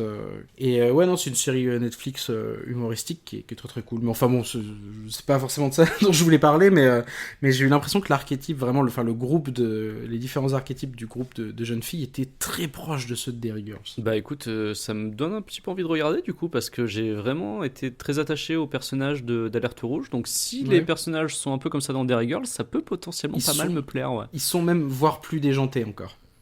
D'accord. Mais ok, elles sont bah, dans un écoute, je- contexte qui est un peu difficile et tu vas voir. Mais vraiment, je m'attendais pas du tout à faire cette reco, mais Derry Girls c'est vraiment chouette. D'accord. Donc sur Netflix, tu m'as dit, hein. Ouais, tout à fait. Et je Ok, crois bah, que jetterai un œil. la saison 3 arrive dans pas longtemps. Ok, cool. Est-ce que tu veux que je balance mon dernier film en bref, puisque là j'ai pas Écoute, ouais, vas-y. grand chose à dire dessus aussi. Vas-y, Je sais pas si tu l'as vu d'ailleurs. Je sais pas si t'es client de ce genre de prod en vrai. Mort sur le Nil.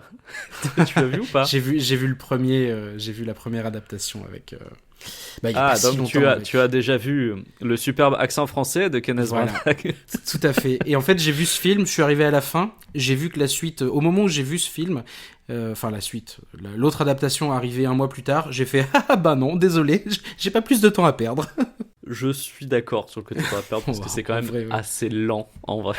Non, mais c'est Mais- pas juste que c'est lent, c'est que même l'adaptation, elle est très contestable. Oui, mais moi j'ai bien aimé. Bah ouais. Mais en fait, le problème, c'est que moi, j'ai un faible pour ce genre de film à la con. C'est-à-dire, tu vois, le bon murder mystery du dimanche soir avec un maxi budget, moi, ça marche toujours sur moi. C'est ça qui est horrible, c'est que là, voilà, tu mets un cast vaguement de stars, parce qu'il n'y a pas que des stars dedans, mais tu mets, voilà... Il y en a beaucoup. Ouais, il y en a beaucoup quand même. Il y en a C'était beaucoup. aussi le cas dans le crime de l'Orient Express. Hein. Mais Ouais. tu mets, voilà, un gros cast, du budget... Kenneth Branagh qui en fait des tonnes, et en plus il y a un meurtre avec une enquête Agatha Christie. Allez, Il c'est réalise bon, toujours je signe. C'est toujours lui qui réalise, je crois. C'est toujours lui, ok. Et tu n'es pas au bout de tes peines puisqu'il va en réaliser un troisième. hein. Ah mais absolument pas étonné. Ça marche, je Euh, crois que ça marche bien, hein, c'est absolument pas étonné. Par contre, il a annoncé que contrairement aux deux premiers, ce sera adapté d'un roman ou d'une nouvelle de Agatha Christie qui est beaucoup moins connue. D'accord. Donc, du coup, ok. curieux de voir ce que ça va donner. Donc voilà. Mais moi j'ai bien aimé. Voilà, j'ai trouvé que des gens avaient été un peu durs avec le film, notamment sur ces fonds verts un peu dégueulasses pour représenter Oh là là, l'Égypte. oui. Mais en fait, et c'est là que j'apporte une prise chaude, un hot take. Je pense que c'est fait exprès. En vrai.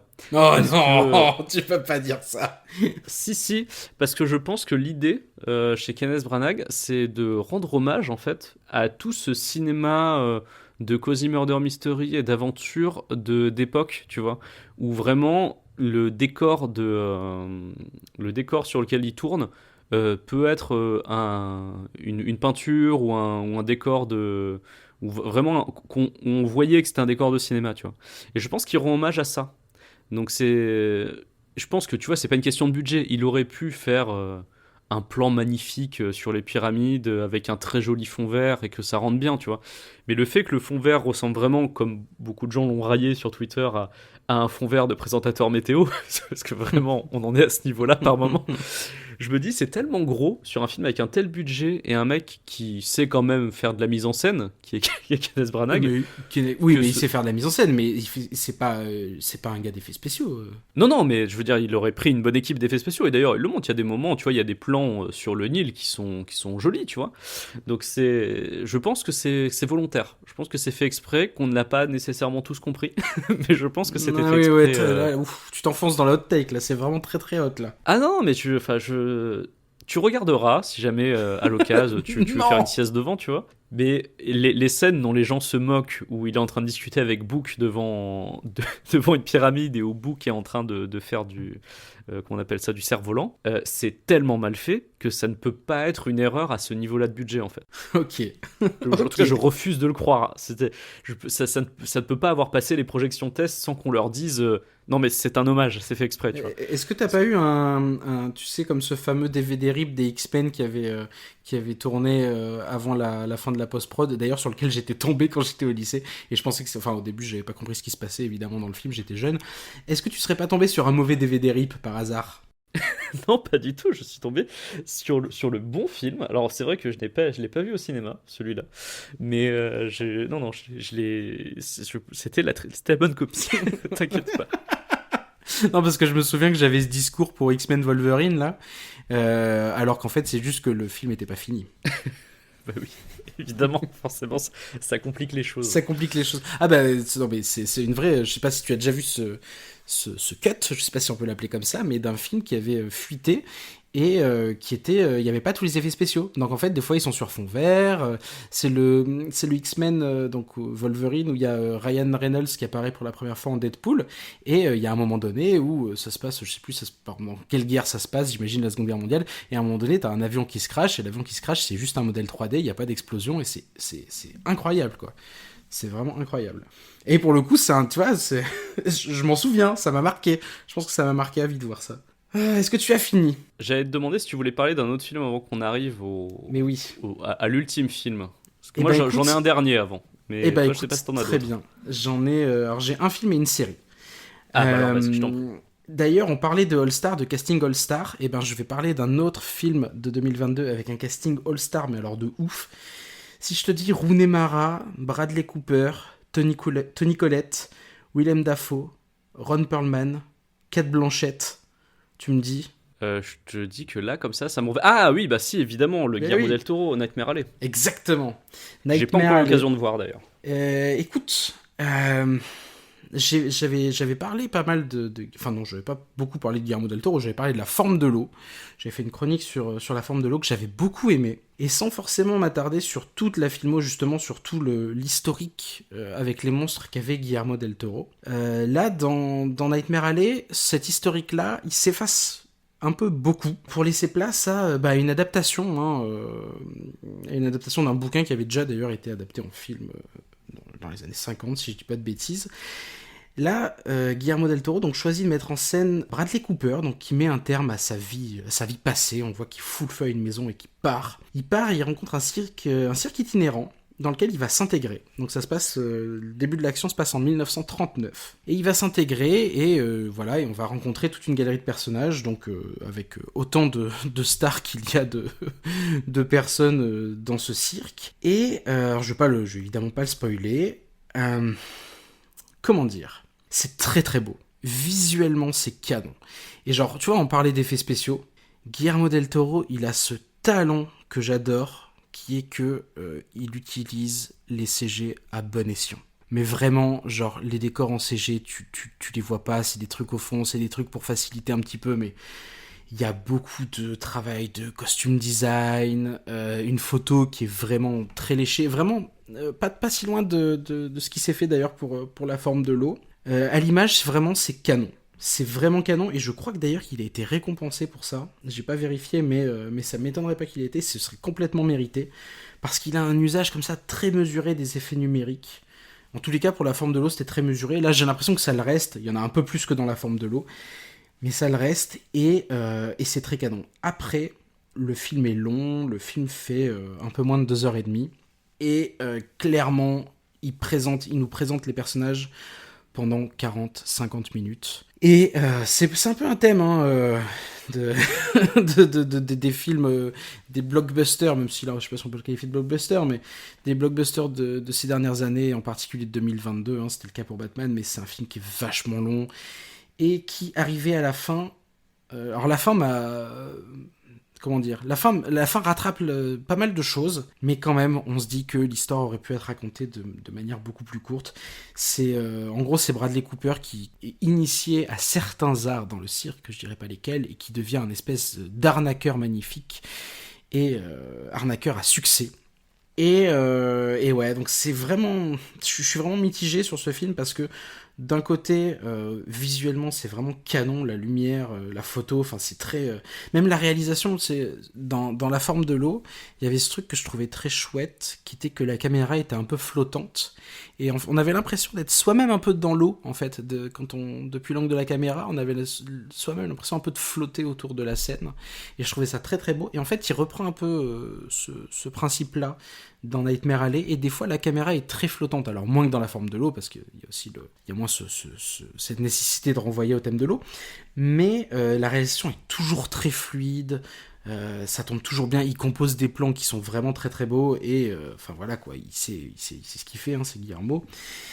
Et d'un autre côté, c'est long quoi, c'est vraiment très très long, et parfois pour des scènes qui sont pas très intéressante, ou qui manque en tout cas d'intensité, ça reprend, le film vraiment reprend du poil de la bête à partir de l'introduction du personnage de Cate Blanchett qui est magistrale, qui est d'une froideur incroyable. Ça reprend du poil de la bête à ce moment-là, puis après ça retombe un petit peu, et donc ouais, je suis un peu mitigé. D'un autre côté, j'ai vraiment aimé une galerie de personnages intéressants, mais parfois sous-écrits, surtout un peu sous-écrits pour une telle durée. Et en même temps, une photo et une réalisation vraiment canon, quoi. Oh, puis un setting, voilà, le milieu ce qu'on appelait les foires aux monstres à l'époque, ça doit être, ça doit rendre assez beau. Ouais, alors il n'y a pas trop Cirque le côté itinérant. Freaks, c'est plus cirque. Ouais, plus cirque, d'accord. C'est plus cirque que Freaks. Il y en a 2-3 dans le cirque, mais c'est pas du tout appuyé. Le côté, il n'a pas de propos. Il n'a pas tant de propos sur le monstrueux, c'est quelque chose qui fait plus partie du décor dans Nightmare Alley. C'est pas du tout au centre du truc. Ah, venant de Guillermo del Toro, ça me surprend un petit peu. C'est étonnant, ouais, je suis d'accord. d'accord.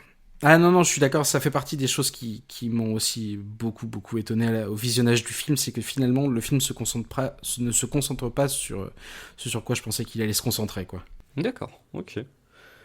Bien, écoute, tu veux nous parler c'était quoi la série dont tu voulais parler ? C'est une série Apple TV+. Est-ce que tu as un dernier film ? Oui.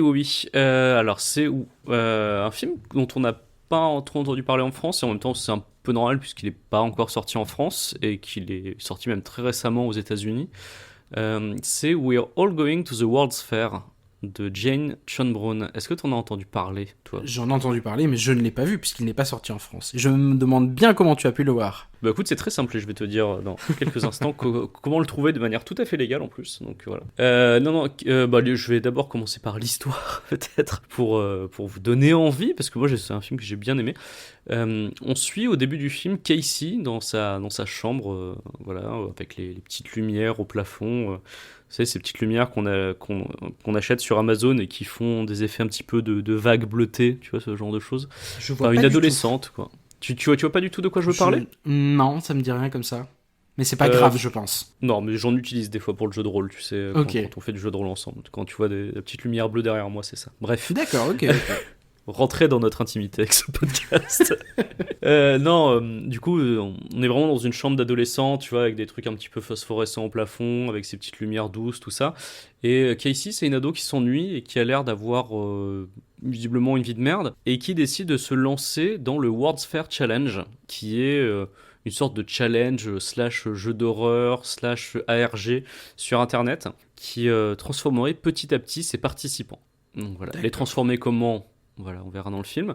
Et elle va documenter son expérience en se filmant et en postant les vidéos sur sa chaîne YouTube, jusqu'au jour où GLB, un mystérieux internaute, on ne voit pas son visage, sa photo de profil c'est un dessin, entre en contact avec elle pour lui dire qu'elle est en danger et que le jeu est réel. Voilà. pitch de base. Ok. Je trouvais ça brillant. Voilà.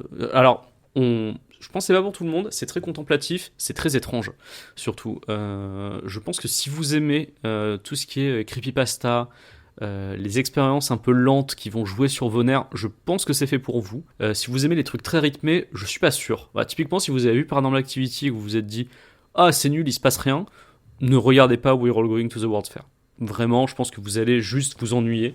C'est vraiment un film à ambiance qui m'a vraiment oppressé par son étrangeté par moments, dès le début en fait. Enfin, je pense que les 5-10 premières minutes du film, je le regardais sur mon ordinateur et j'ai mis la fenêtre en plus petit parce que je me disais non mais là il va se passer quelque chose, ça ne va pas, tu vois.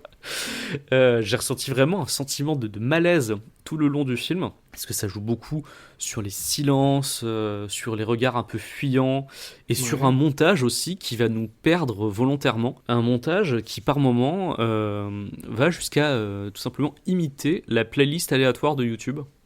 Ok. Voilà, ce qui donne un rendu tu sais, voilà, de zapping chelou, quoi.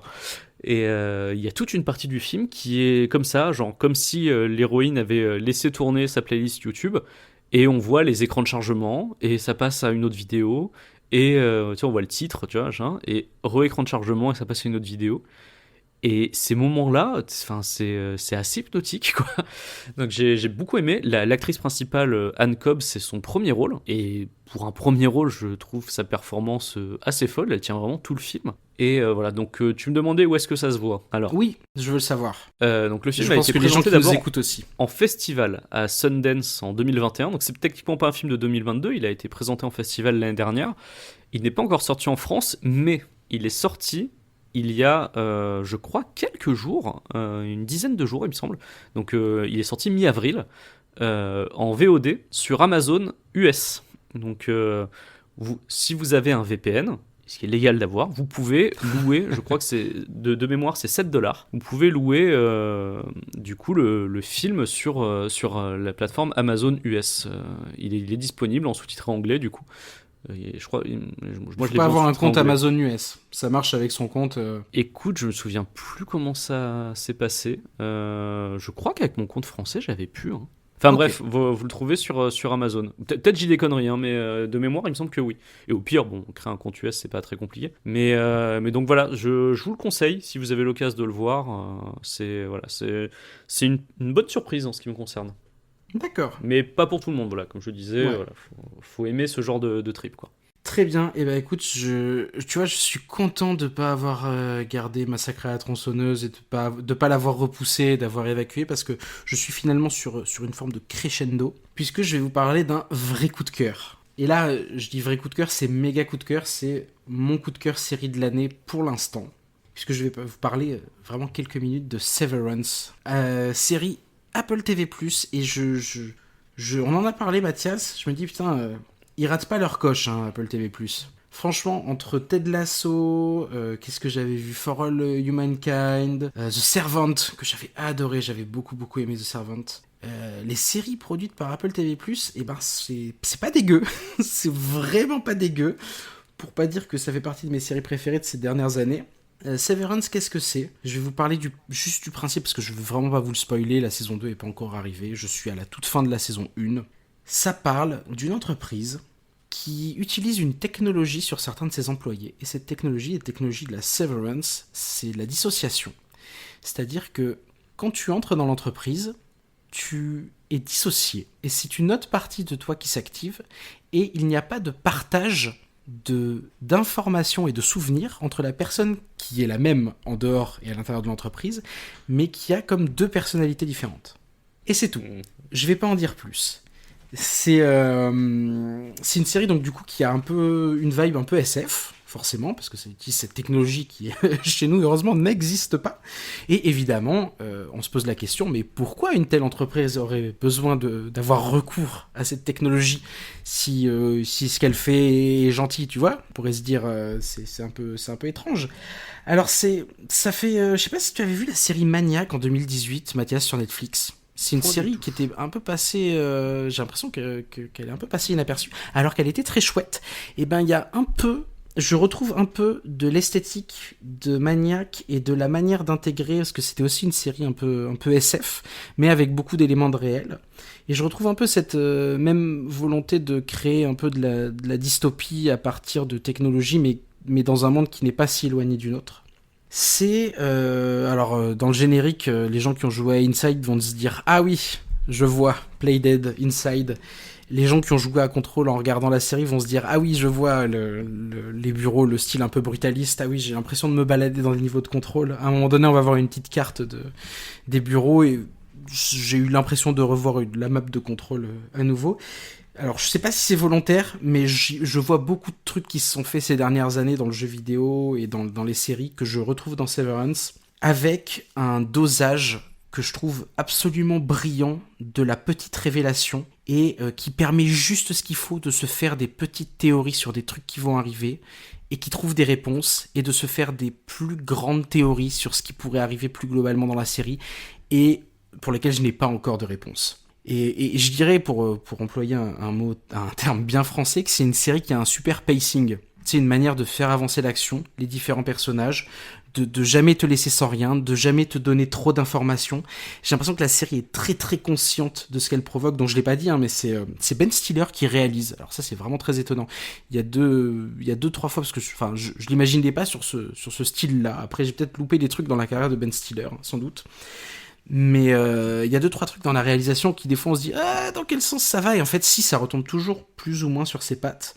En termes de casting, il y a Adam Scott, Patricia Arquette et surtout mention spéciale à Tramell Tillman, qui est un acteur que je connaissais pas du tout. J'ai l'impression d'avoir c'est ce genre de truc où t'as l'impression de l'avoir vu plusieurs fois mais tu saurais pas trop le remettre. Et Tramell Tillman, il a une prestance et une présence dans les scènes qui est absolument incroyable. Donc ouais, je ne peux que la conseiller, je vais évidemment pas spoiler plus. Ça me rappelle un peu Inside, ça me rappelle un peu Control, ça me rappelle un peu Maniac. Et je prends un plaisir assez dingue jusque-là. Donc voilà, vraiment, si vous avez l'occasion, regardez Severance parce que c'est vraiment vraiment cool. Bah écoute, tu m'as donné grave envie. Le pitch là m'a bien alléché. Franchement, et j'en dirai pas plus, mais le casting est bon... Les micro-intrigues sont intéressantes. Il y a cette ambiance vraiment comme dans Inside. Dans Inside, tu as avancé, donc c'était un jeu qui se jouait en 2D, mais avec une narration très, très 3D, Inside, et où tu avais toujours envie d'aller un peu plus loin, parce qu'il y avait toujours un peu ce sentiment d'étrangeté, où tu dirais, est-ce que je vais avoir une petite réponse à ça? Tu sais, on te donne des petits éléments de lore, enfin, c'est pas vraiment du lore, mais là, on te donne une manière dont fonctionne, pas l'univers, mais cette entreprise. Et vraiment, ça arrive par petites touches. Et les épisodes, le premier épisode fait 1 heure, le pilote. Après, c'est entre 40 minutes et 1 heure, les épisodes. Et à chaque fois, j'ai qu'une envie, c'est de cliquer sur suivant, quoi. C'est incroyable. C'est vraiment, vraiment chouette. Ouais, tu sens pas le temps passer, un petit peu comme nous, on n'a pas senti le temps passer sur le dernier film dont on va parler ce soir, Transition. Quel enchaînement. Waouh, parfait, ah là là. Parfait. Et pourtant, on aurait pu le sentir passer, puisqu'il dure quand même pas loin, un peu plus de 3 heures, ce qui était... Ouais, 3h20, un truc comme ça. Ouais, mais ce qui n'est pas tant pour un film venant du pays d'où il vient. Je te laisse l'annoncer. De quel film allons-nous parler, mon cher Hugo? Mais parce que il y a 2 manières de le prononcer. Il y a R, mais qui nous en France renvoie à une comédie, et il y a Triple R de SS Rajamouli. 12e film de SS Rajamouli, sorti alors en France, si je dis pas de bêtises, vous pouvez le voir en ce moment au cinéma. Je sais pas si c'est toujours dans le cadre d'avant-première ou ça y est, est-ce qu'il a une distribution nationale? Honnêtement, je me suis pas encore renseigné. Nous, comme tu disais au début, on l'a vu en festival. Tout à fait, nous l'avons vu aux Hallucinations collectives de Lyon, présenté par l'excellent François Caux de Discordia. Ouais, c'est ça, et Cyril Despontin. Oui, tout à fait. Et vraiment, mais quelle séance! C'était... Oh là là. Je te laisse, écoute, vas-y, je te laisse pitcher. Tu veux que... Bon, le pitch est très simple. Ce sont 2 héros, alors qui sont censés avoir vraiment existé, mais qui ne se sont jamais croisés dans la réalité, mais 2 héros indiens contre les colons britanniques en Inde dans les années 20. Voilà.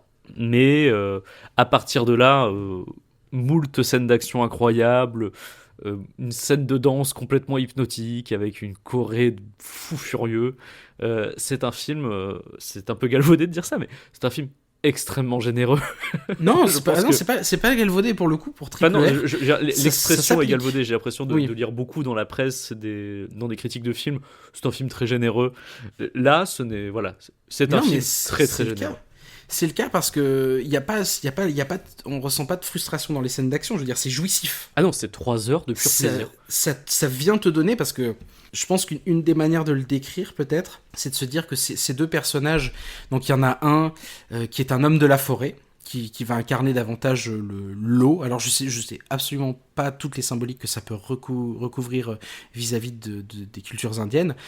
Et tu as un autre personnage qui a intégré le commandement anglais, et qui est donc un espèce de super policier, qui lui représente le feu, et qui vont être amenés... C'est une histoire un peu à la Roxy Rookie, hein, c'est une histoire d'amis et de trahison. C'est la référence qui m'est venue, c'est Roxy Rookie. Et qui vont... alors on va pas spoiler, mais qui vont... bon si, en vrai, c'est le logo du film, hein, donc c'est difficile de spoiler, mais ils se tiennent la main dans le logo du film. Hein. Oui. Et d'ailleurs, dans la bande-annonce, je dis des bêtises, mais dans la bande-annonce, on a tout. On a absolument tout, puisque ça fait partie de l'histoire de l'Inde, même si c'est une histoire ici fictive. Je pense pas que ça soit vraiment passé tout à fait comme ça. Ils vont se battre, et ils vont se battre, en fait, au début, ils sont déjà super forts, tu vois. Mais ça va virer au film de super-héros. Ça va virer au film de super-héros, et c'est très jouissif, parce que ça va tabasser du raciste. Tu vois, ça va tabasser du colon qui considère que la culture indienne, c'est quand même quelque chose de sacrément dégueulasse. Et tout ça est pas mal symbolisé par cette scène de danse, Nacho Nacho. Ou Natu Natu, suivant vous avez plusieurs versions. C'est Nacho, ouais, suivant si vous parlez tamoul ou... Mais qui est fabuleuse, et qui est un concentré des choses qu'a à nous dire le film, c'est-à-dire... parce que ça part d'un espèce de contest de danse. Il y a un blanc anglais qui va dire, mais toi, ta culture, est-ce que tu sais danser le flamenco, est-ce que il sort des danses européennes, et il lui dit non, mais par contre je sais danser, et là c'est traduit par folklore, alors c'est pas du tout le nom qui est prononcé en langue indienne, c'est comme ça qu'il est traduit, et là les deux amis se lancent dans une chorégraphie vraiment qui dynamite absolument tout, qui est parfois filmé comme une scène de bagarre. Et ça, je trouve ça pas mal, parce que c'est vrai que pour regarder un petit peu de cinéma indien depuis 2-3 ans, les scènes de danse sont souvent magnifiques, mais là, t'as vraiment de la danse. La danse, ça devient de la bagarre, quoi, avec ces deux hommes. Et tout est concentré là-dedans, c'est-à-dire que ils vont non seulement ils vont battre l'oppresseur, mais en plus, ils vont même avoir l'aval de leur femme. Et ça, c'est un truc que je trouve absolument fabuleux. C'est quand ils commencent à dire non, mais en plus, regardez, on plaît à vos femmes, quoi. C'est une sorte d'espèce d'insulte pour le colon anglais, visiblement. Mais ouais, non, c'est très bon. Et c'est un film, tu vois, c'est un truc, on peut pas le survendre. J'ai l'impression qu'on peut pas le survendre, parce que on me l'avait vendu de ouf. Et pourtant, j'étais hyper content dans la salle, tu vois. J'étais complètement satisfait. Je me retournais de temps en temps, je voyais Hugo qui avait un sourire aux oreilles en voyant ce qui se passait. Les 3/4 du film, j'étais juste méga content, quoi. Et même le film vous tease tout seul, puisqu'en fait, dès le début du film, il y a un message qui apparaît à l'écran qui vous précise qu'aucun tigre, loup, ours ou cerf n'a été blessé sur ce tournage. Il y a toute une liste d'animaux. Et si vous posez la question, oui, on va voir tout ça, vraiment. On va voir des tigres, des loups, des ours, des cerfs. On va aussi voir des feux d'artifice, des motos qui volent, des doubles shotguns, des flash-grenades. Des motos qui sont utilisées pour foutre des tatanes. Ah ouais, non, oui, il y avait ça aussi. Ou alors quelqu'un qui prend un bras zéro à main nue pour s'en servir de point américain contre un tigre. Enfin, vraiment, on est sur ce type de scène. C'est fabuleux. Moi, j'ai passé un moment... La toute première scène d'action du film où le flic va appréhender un suspect dans une foule en colère est une... Oh là là là là, mais qu'est-ce que c'était fabuleux. Rappelle... Ouais, non, je suis d'accord. Celle-là, c'est une des scènes les plus vénères du film, je trouve. Ah ouais, elle est folle. Et je trouve ça dingue parce que ça rappelle, on en a parlé, tu sais, en sortant du film, je t'ai dit, putain, aux hallucinations collectives, j'avais vu l'année précédente, Jallikattu, donc un autre film indien, qui était ultra nerveux, alors pas du tout un blockbuster de la même ampleur, hein, mais qui était grosso modo, dans un petit village du sud de l'Inde, un bœuf qui devait être sacrifié, il devait avoir un sacrifice rituel, il s'échappe et il détruit le village. Et le film est zinzin, genre il est au niveau de nervosité, c'est très au-dessus de Mad Max Fury Road, tu vois.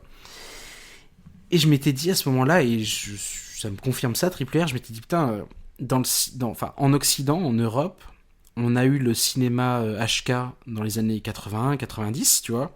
On a eu le cinéma coréen, notamment avec Bong Joon-ho, qui continue de nous arriver, mais voilà, il y a une grosse vague années 2000 et encore 2010, et c'est pas fini. Oui, avec la grosse baffe The Chaser, puis... Complètement, ouais, au milieu des a années vraiment 2000. rebattu les trucs.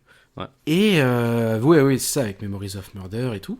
Et là, j'ai l'impression que ça fait quelques années, et ça va être la décennie qui arrive. En Europe, j'ai l'impression que ça va être celle du cinéma indien. Peut-être que je fais des prédictions qui seront complètement démenties. Mais le cinéma indien, quand il arrive là, il casse tout. Vraiment, ça Jallikattu, ça casse tout. Triple R, ça casse tout. Et ouais, c'est tellement plaisant. Et je pense que c'est une super porte d'entrée vers ces types de cinéma, parce qu'en fait, je pense que moi, je connais très peu le cinéma indien, mais s'il y a une chose dont je me suis rendu compte récemment et en discutant avec toi, c'est que parler du cinéma indien, c'est un peu trompeur. Il faut plutôt parler des cinémas indiens, puisqu'il y a plusieurs mais comme grands toujours, courants dans le cinéma dans ce pays-là. Parce que celui-là, je crois que c'est le fer de lance du cinéma telugu, si j'ai bien compris. Et que tu as aussi le cinéma tamoul, le cinéma de Bombay, tu as plusieurs choses différentes en fait. C'est plus la manière dont ça nous arrive en Europe aussi, tu vois. C'est-à-dire qu'on va pas forcément... je pense que c'est aussi les enjeux de distribution mondiale, c'est que si le cinéma indien se met à avoir du succès en France, et pas qu'en France d'ailleurs, en Europe ou dans l'Occident en général, ce type de cinéma-là, ce sera marketé comme le nouveau film indien, tu vois ce que je veux dire, oui. C'est que si ça a du succès, ce sera pas marketé comme regardez le nouveau film tamoul. Oui, oui, bien sûr. Non, mais c'est vrai que c'est tellement différent, tu vois, de l'image qu'on m'avait vendue des films un peu, tu vois, pour le côté très caricatural de Bollywood avec film de romance avec plein de danse tout le temps. Ce film-là n'a rien à voir avec ça. Et tu vois, je me rends vraiment compte qu'il y a vraiment des styles, mais à l'opposé sur le spectre, quoi. Ah oui, pour le coup, le cinéma Bollywood a été assez hégémonique dans la distribution mondiale et dans l'appréciation mondiale qu'on avait du cinéma indien. Mais oui, il y a énormément, il y a beaucoup de types de cinéma indien qui ne nous arrivent pas toujours. Mais quand ça nous arrive, et je pense notamment à Jallikattu, waouh quoi. Ça donne des baffes. Je découvre des acteurs aussi. C'est vrai que là, Ram Charan, je crois que je suis tombé amoureux de ce monsieur. Donc le monsieur qui joue Rama Raju, le flic. Il a une telle moustache. Qui a une moustache sublime et qui est incroyable, magnifique, et qui porte extrêmement bien la chemise avec les bretelles. Donc j'ai vu qu'il avait fait plusieurs films d'action, genre en mode un petit peu à la Taken, John Wick, tous ces trucs comme ça en Inde. Je pense que je vais regarder un petit peu. Je vais me faire un petit peu une petite session Ram Charan qui botte des culs parce que ça me manque un peu. Bah écoute, je pense que je vais me faire pareil. Je vais me faire pareil. Donc ouais, voilà, Triple R, si jamais vous pouvez checker dans le cinéma autour de chez vous, encore une fois, je sais qu'il passe à Paris dans certains cinés, là encore, je sais qu'il passe en festival. Donc si vous avez l'occasion de voir ce film, et en vrai, si vous avez 3h10 de libre, oui, parce qu'il faut prévenir que c'est un peu long quand même. Ouais. Mais on les sent pas passer, contrairement à The Batman. Exactement. Ouais. Grosse recommandation. Ah ouais, non, je me joins à toi là-dessus. C'est la meilleure chose que j'ai vue depuis le début de l'année. Hein. Ouais, je suis complètement vraiment d'accord. Formidable. Les attentes, parce qu'on arrive à la fin de ce podcast, mais on va pas se terminer, on va pas se quitter comme ça. Est-ce que tu as des attentes pour la fin d'ici à la fin de l'année 2022, Mathias? Un ou deux petits trucs. Hein. Ouais, il y a plein de trucs qui vont sortir. J'avais pas trop regardé avant ce qui allait sortir cette année, du coup, comme tu m'avais dit qu'on allait parler de nos attentes, je suis allé regarder un petit peu ce qui est censé sortir cette année. Alors bon, c'est sujet, voilà, c'est pas sûr à 100% que ça sortira cette année, beaucoup de films sont annoncés pour 2022, mais sont finalement décalés.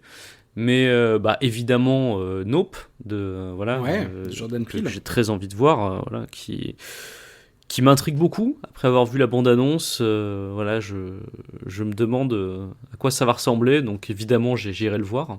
Ouais, toi aussi, j'imagine. Ouais, j'irai complètement le voir. J'avais pu voir Get Out et Us au ciné. Et j'irai voir Nope, je pense, au ciné aussi. Et vis-à-vis de la bande-annonce, peut-être plus d'humour ou plus de... j'ai l'impression. Plus mystérieux, hein. J'ai l'impression, c'est une bande-annonce très étrange qui donne à la fois envie, mais qui dévoile pas grand-chose. Enfin, on est un peu circonspect dans cette bande-annonce. Donc, Ouais, bah, c'est l'effet recherché, j'imagine. Oui, je pense, oui. Donc voilà, très curieux en tout cas de voir ce que ça va donner. Et je suis curieux aussi de Halloween Ends, qui est censé Ouais. sortir cette année, même si j'ai de plus en plus de doutes, mais il est censé sortir cette année. Tu es curieux malgré un deuxième épisode très en deçà du premier. Oui, voilà. Tu Alors restes moi, je fais curieux, partie des ouais. gens qui défendent le premier. J'ai Ouais, bien ouais, aimé ouais. le premier remake. Je sais plus comment s'appelle le réalisateur d'ailleurs. Mais bref, J'ai mangé son nom. Ouais, bon non plus. Mais j'ai bien aimé le premier, malgré les personnages de podcasteurs insupportables dont je parlais dans le dernier Inspired Ferret. Mais ouais, le 2, j'ai trouvé ça très mauvais en fait. Je voyais où ils voulaient en venir sur le côté. Oui, est-ce que le mal finalement, ce ne sont pas les habitants de la ville qui, voilà. Ah, c'était Non, David Gordon Green. David Gordon Green, réalisateur. voilà. Non, le mal absolu, c'est Michael Myers, c'est dit comme ça depuis le début, donc voilà. Et surtout la manière dont il essaye de montrer que les habitants de la ville peuvent devenir destructeurs et tout, je trouve ça pas super bien fait. Donc voilà. Mais et puis en plus, on voit quasiment pas Laurie Strode qui est sur un lit d'hôpital pendant tout le film. Le final qui se voulait choquant, je vous spoile pas, mais le final qui se voulait choquant. Je trouvais que ça sortait de nulle part et moi ça m'a un peu gavé. Je me suis dit, ça faisait vraiment genre, ah, il nous manque un truc un peu choquant pour la fin. Donc ouais, j'ai pas aimé le 2. Après, j'ai bien Il est conscience arrivé, que le 2... on a dit, comme on a dit avant d'enregistrer, comme on parlait en off, la critique arrive un peu tard. Oui, voilà, c'est ça. Ça se voudrait critiquer les supporters de Trump, ça se voudrait critiquer le populisme, tout ça. Mais oui, non, tu arrives trop tard, David Gordon Green. Mais c'est pas... Après, c'est pas très grave, tu vois. Je pense qu'à la revoyure, peut-être que j'aurai un avis un peu moins violent dessus. Mais j'ai vraiment pas du tout aimé le 2, tout en ayant pleinement conscience que c'est, comme c'est souvent le cas dans les trilogies qu'on nous vend, un épisode de transition. Et que les choses seront démêlées et que le vrai final sera dans Halloween Ends. Donc c'est sur Halloween Ends que ça va se jouer. Est-ce que cette nouvelle trilogie avait un intérêt ou non? On le verra avec ce qu'il y aura dans Halloween Ends, quoi. Ouais, c'est ça. C'est-à-dire que si elle... Je crois qu'il sort, je dis pas de bêtises, je regarde en même temps, il sort en octobre 2022. Et, pour Halloween, du coup. Et... Ouais, finalement, logique. 3 août 2022 pour Nope. Mais c'est vrai que si la suite, enfin si le dernier film de la trilogie Halloween se plante également, en même temps, ouais. Ce sera dommage. Voilà, ce sera dommage. Moi, je fais partie des gens aussi qui ont bien aimé les remakes de Rob Zombie. Je sais que ça plaît pas à tout le monde. Moi, j'avais plutôt apprécié. Donc, moi, j'espère que... d'ailleurs, je pense que les studios ne prendront pas cette décision parce qu'il y a beaucoup trop d'argent à se faire avec Michael Myers. Mais j'espère que cette trilogie n'enterrera pas d'éventuels projets autour de Michael Myers qui auraient pu être intéressants. Parce que, on sait que quand il y a une trilogie sur laquelle on a mis des moyens qui s'effondrent et où les critiques sont en plus très mauvaises, c'est plus compliqué de vendre un truc différent par la suite. Et on va en revenir à du slasher de base, quoi. Tu veux que je te dise un truc? Le film, rien à voir, Massacre à la tronçonneuse de Maury et Bustillo, et ben, il y avait le projet, quand ils ont relancé ce film en 2017, la franchise en 2017, il y avait le projet de faire 5 films derrière. 5. Voilà. Donc t'inquiète, on n'est pas... ça n'a pas eu lieu, hein, mais on n'est jamais à l'abri d'un nouveau projet comme ça. Non, puis sur Michael Myers, je pense qu'ils vont pomper le truc jusqu'à plus soif, hein, jusqu'à ce que la licence, jusqu'à ce qu'ils perdent la licence, mais ils ne la perdront pas. Donc du coup, non, ils vont continuer à essorer le truc à fond. Mais voilà, moi c'est juste sur les projets un petit peu différents, comme celui de David Gordon Green, qui a fait quelque chose d'un peu différent, même si moi j'aime pas. Mais j'espère que ça enterrera pas des projets de faire quelque chose de différent avec Michael Myers. Voilà. C'est juste ça, parce que j'aime bien la créativité, quand même. Donc, Ouais. The Northman, qui lui sort très bientôt. Alors, je t'avoue que... Alors, j'aime bien Robert Eggers. J'aime bien... On avait parlé de The Lighthouse, déjà, dans Inspiré de faits réels. Tout à fait. J'aime On bien avait parlé ce de The qu'il Witch fait. aussi. On avait parlé de The Witch, ouais. J'aime bien ce qu'il fait. J'ai un peu peur pour The Northman. J'avoue, j'ai un peu peur. Je sais pas pourquoi, je sais qu'il y a des gens, ça les rend très contents de voir Alexander Skarsgård musclé au milieu des flammes. Moi, ça me fait un peu peur. Musclé torse nu, évidemment, ou même à mais poil. C'est parce que t'as pas vu True Blood, c'est pour ça. Peut-être. C'est peut-être pour ça. Mais ouais, le côté, ça va être mythologie nordique. On va voir, mais... J'avoue, j'ai un peu peur. C'est peut-être parce qu'on en a beaucoup soupé du Viking aussi ces dernières années. Oui, voilà, c'est ça. C'est vrai que c'est un film qui va réutiliser encore une fois l'image du Viking. Après, je fais confiance à Robert Eggers pour en faire son propre Ouais. truc. C'est quand même un très bon cinéaste qui a sa propre identité, sa patte, donc bon, on va voir. Je pense que ce sera pas le trip qu'a été The Lighthouse, hein, ça c'est sûr. C'est Ça a ça, l'air d'être beaucoup c'est plus ça. tourné action. C'est ce que j'allais dire, c'est-à-dire que il sortait d'un film très théorique. Très, très, très théorique avec The Lighthouse. Alors, que j'avais beaucoup aimé, mais je comprendrais tout à fait que quelqu'un me dise qu'il n'a pas supporté parce que, en effet, ça reste très théorique. Là, ça n'a pas l'air d'être le cas. Je pense qu'il va réappuyer sur quelque chose de très viscéral. Mais bon, on verra. Moi, ce qui m'intrigue, c'est la suite de sa carrière, parce que j'ai vu que il avait finalement décidé d'enterrer d'enterrer en tout cas pour le moment son projet de remake de Nosferatu, Oui, c'était en pause, ouais, j'ai vu, ouais. que moi j'attendais beaucoup, et qui aurait pu être un film justement, lui aussi très théorique et très référencé comme The Lighthouse. Et je vois qu'il renonce à ça, et qu'il a fait The Northman, qui est un chouïa plus grand public par rapport à ce qu'il faisait avant. Oh, tu penses? Bah en tout cas, on il l'a a pas été vu, marqué. hein, Il a été marketé aux États-Unis comme un film plutôt action. ouais. Donc, ce qui est bizarre, tu vois, pour du Eggers. Mais donc, du coup, c'est pour ça, je suis un peu curieux. Visiblement, les gens qui s'attendent à un film de super-héros ont été déçus, ce qui me paraît tout à fait logique. Tu vas pas voir Eggers pour ça. Mais voilà, j'attends de voir le film déjà, ce que ça va donner, et surtout de voir ses annonces sur ses prochains projets, quoi. Dans quelle direction est-ce qu'il va partir? D'autres attentes, peut-être? J'en ai encore deux autres en fait. ben, Ce vas-y. sont pas. Alors j'ai une attente réelle et une attente de curiosité malsaine. Je vais commencer par Je vais commencer par la curiosité malsaine. On a fait un épisode d'inspiré de faits réels sur Esther. Voilà. Et Ah, je bien vois où tu sachez vas. que Ouais. normalement en 2022, il y a un préquel d'Esther qui est censé sortir. Orphan First Kill. Et pourquoi je suis intrigué? Parce que c'est réalisé parce que c'est le réalisateur de Esther qui revient. Et ça aurait été réalisé Romy par Coles-Serra, quelqu'un du d'autre coup. qui déciderait de relancer la franchise ou de voilà, je m'en serais un peu foutu. Mais le fait que Romy Coles-Serra revienne, eh ben, je suis un peu intrigué parce que j'avais aimé Esther, j'avais aimé son remake de La Maison de Cire avec Paris Hilton, je dois l'avouer. Ouais, non, mais ouais, oui, Et- non, je comprends. Il Et y avait des du bonnes coup, scènes. je me dis pourquoi pas à voir. Tu vois, mais on est plus sur de la curiosité malsaine que sur une vraie envie, pour être parfaitement honnête. Par contre, ma vraie envie, c'est The Medium. Et The Medium, c'est la nouvelle réalisation alors, je me souviens plus exactement son nom, donc je ne le dirai pas pour ne pas l'écorcher. Ok. Mais c'est le monsieur qui avait réalisé Shutter. Ah oui. Alors, je crois que Ah, c'est bon, Pinsent Tanakun qui s'appelle.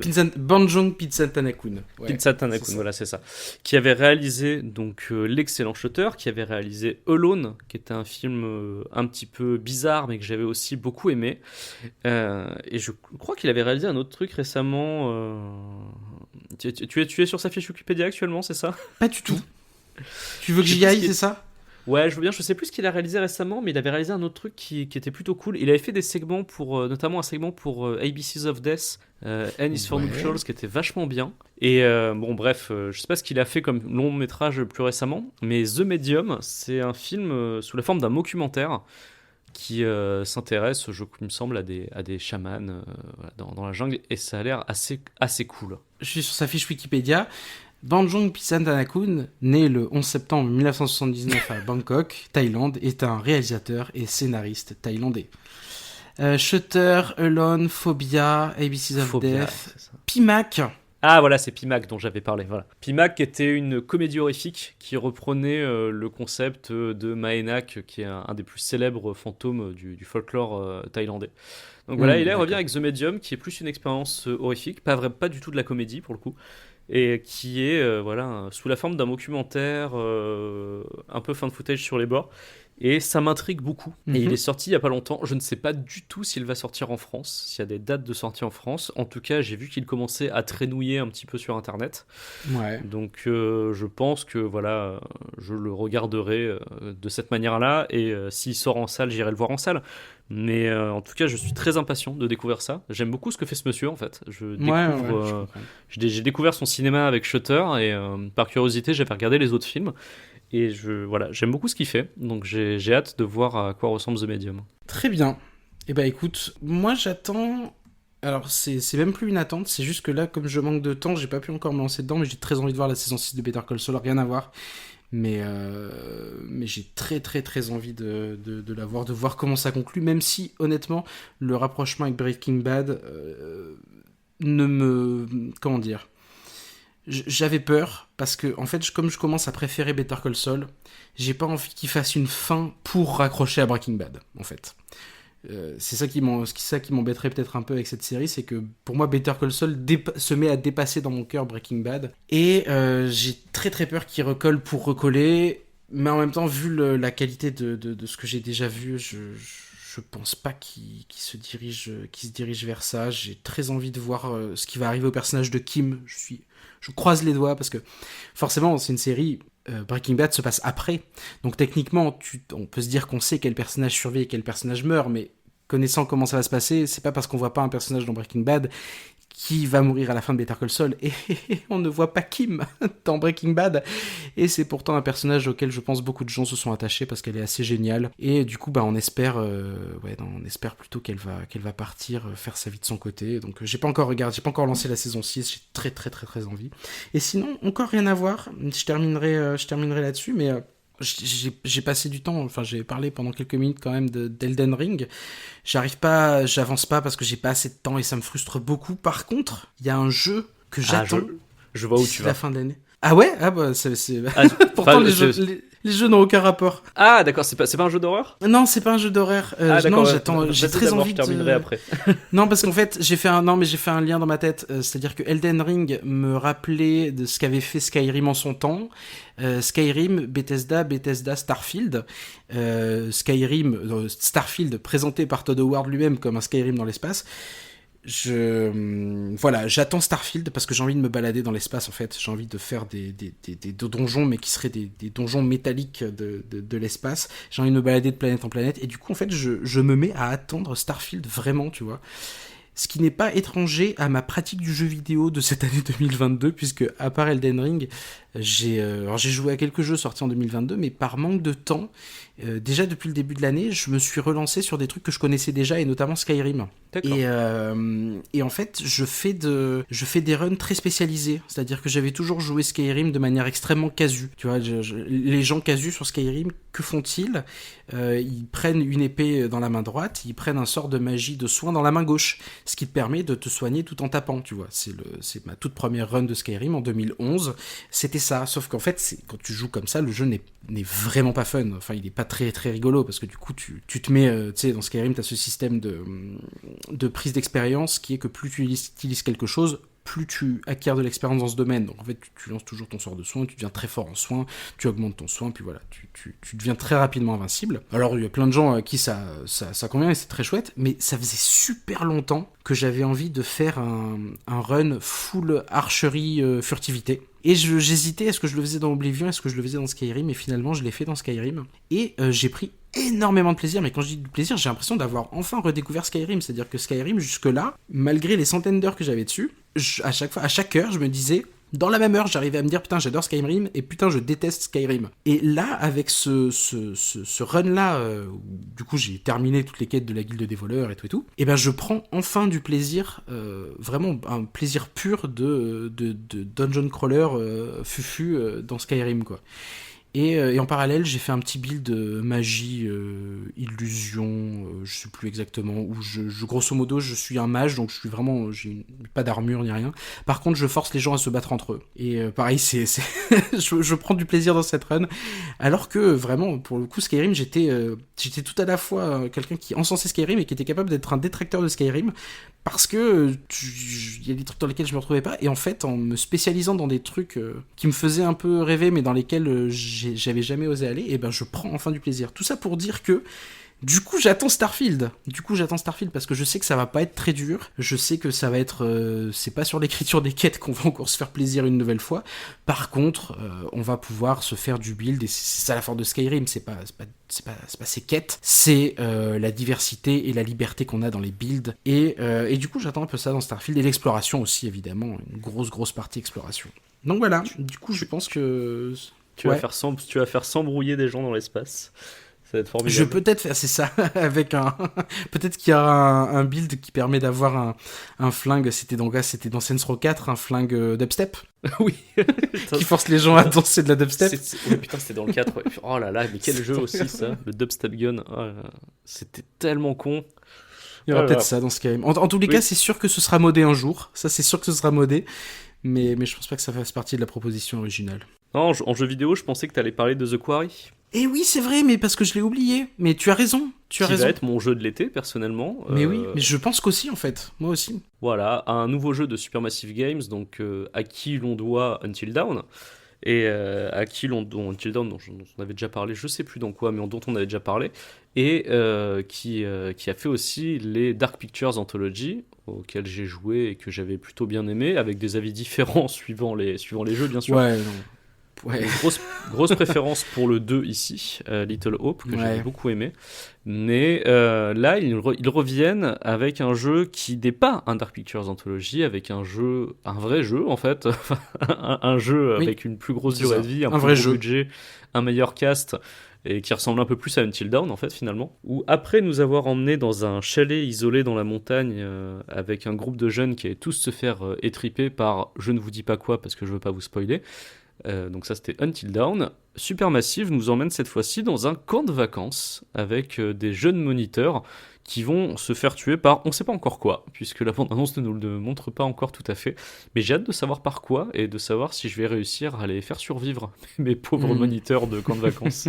Ouais, non mais c'est vrai que autant la Dark Picture Anthology, je suis pas rentré dedans, j'ai pas accroché, j'avais pas très envie. Autant là, et j'ai l'impression que c'est un peu un aveu de leur part, en mode ok, on a compris. Ils avaient ce projet, j'avais l'impression, c'est forcément, il s'est développé sur les dernières années, ils avaient ce truc en parallèle en mode on teste un petit format avec la Dark Picture, mais voilà, le successeur d'Until Dawn, il est là. Et pour le coup, oui, ça me fait envie. Là, ça me parle. Ça commence à me parler. Et c'est vrai que The Quarry me chauffe pas mal. Donc ouais, je pense que là, cet été, on va se le faire. Ça va occuper quelques nuits, je pense. Ouais, complètement. Et d'ailleurs, on va occuper quelques nuits à jouer à The Quarry. Et on va même se voir. Et je pense qu'on va terminer ce podcast en... en annonçant la douloureuse. Ouais, bah... Deux choses. Le prochain épisode, on va l'enregistrer. Le prochain épisode d'Inspiré de Ferrel, évidemment, on va l'enregistrer en présentiel. Le 14 juillet. Jour de fête nationale. La mauvaise nouvelle, c'est qu'il n'y aura pas d'épisode d'ici au 14 juillet. Tout simplement pour des impératifs de vie professionnelle. Ma vie professionnelle a changé. J'ai arrêté des choses que je faisais, je fais d'autres choses. Et il s'avère que je vais être un petit peu occupé jusqu'au 13 juillet. Donc du coup, pas d'épisode d'Inspiré de Ferrel. Malheureusement, vous pourrez peut-être me retrouver. Alors je sais qu'il y a un Discordia qui sort, pas lundi 2, mais le lundi d'après, ça doit le renvoyer au lundi 9. Lundi 9 mai, il y a le deuxième épisode sur Tsukamoto qui sort, auquel je participe. Mais il n'y aura pas d'épisode d'Inspiré de faits réels d'ici au 14 juillet. Voilà. C'est annoncé de manière brutale, mais sniff. Ça va, on vient d'enregistrer un épisode de presque 2 heures.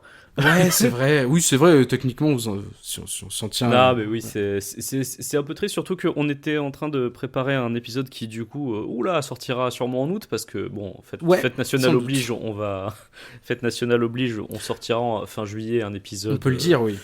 Sur la France, je pense. On va parler, puis on sera en présentiel, donc le contact sera évidemment beaucoup plus facile. Donc pas de chronique, mais par contre, je pense qu'un peu à la manière de ce qu'on vient de faire là, mais sur des films de genre français. Voilà.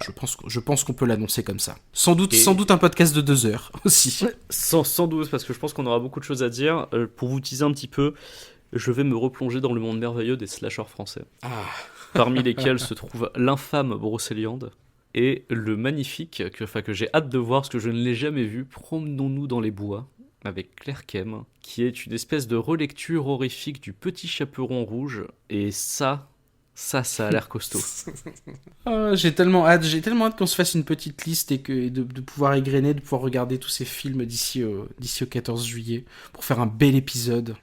Ah oui, bel épisode d'été. Accrochez les ceintures, là on part vraiment sur l'autoroute de l'horreur française, dans tout ce qu'elle a de plus beau et dans tout ce qu'elle a de moins beau, puisqu'il y a vraiment eu des moins belles choses.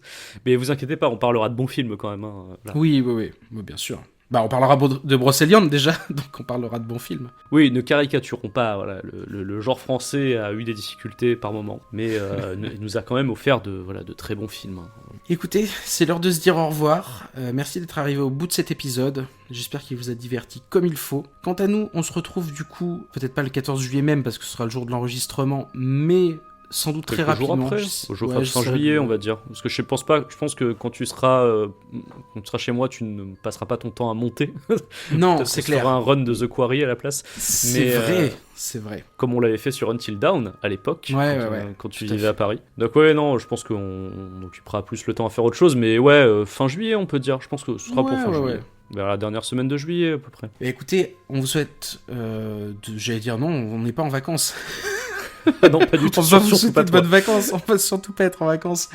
On vous souhaite une bonne reprise, une bonne semaine, quand que ce soit que vous écoutez ce podcast. Et du coup, on se retrouve en juillet. À bientôt.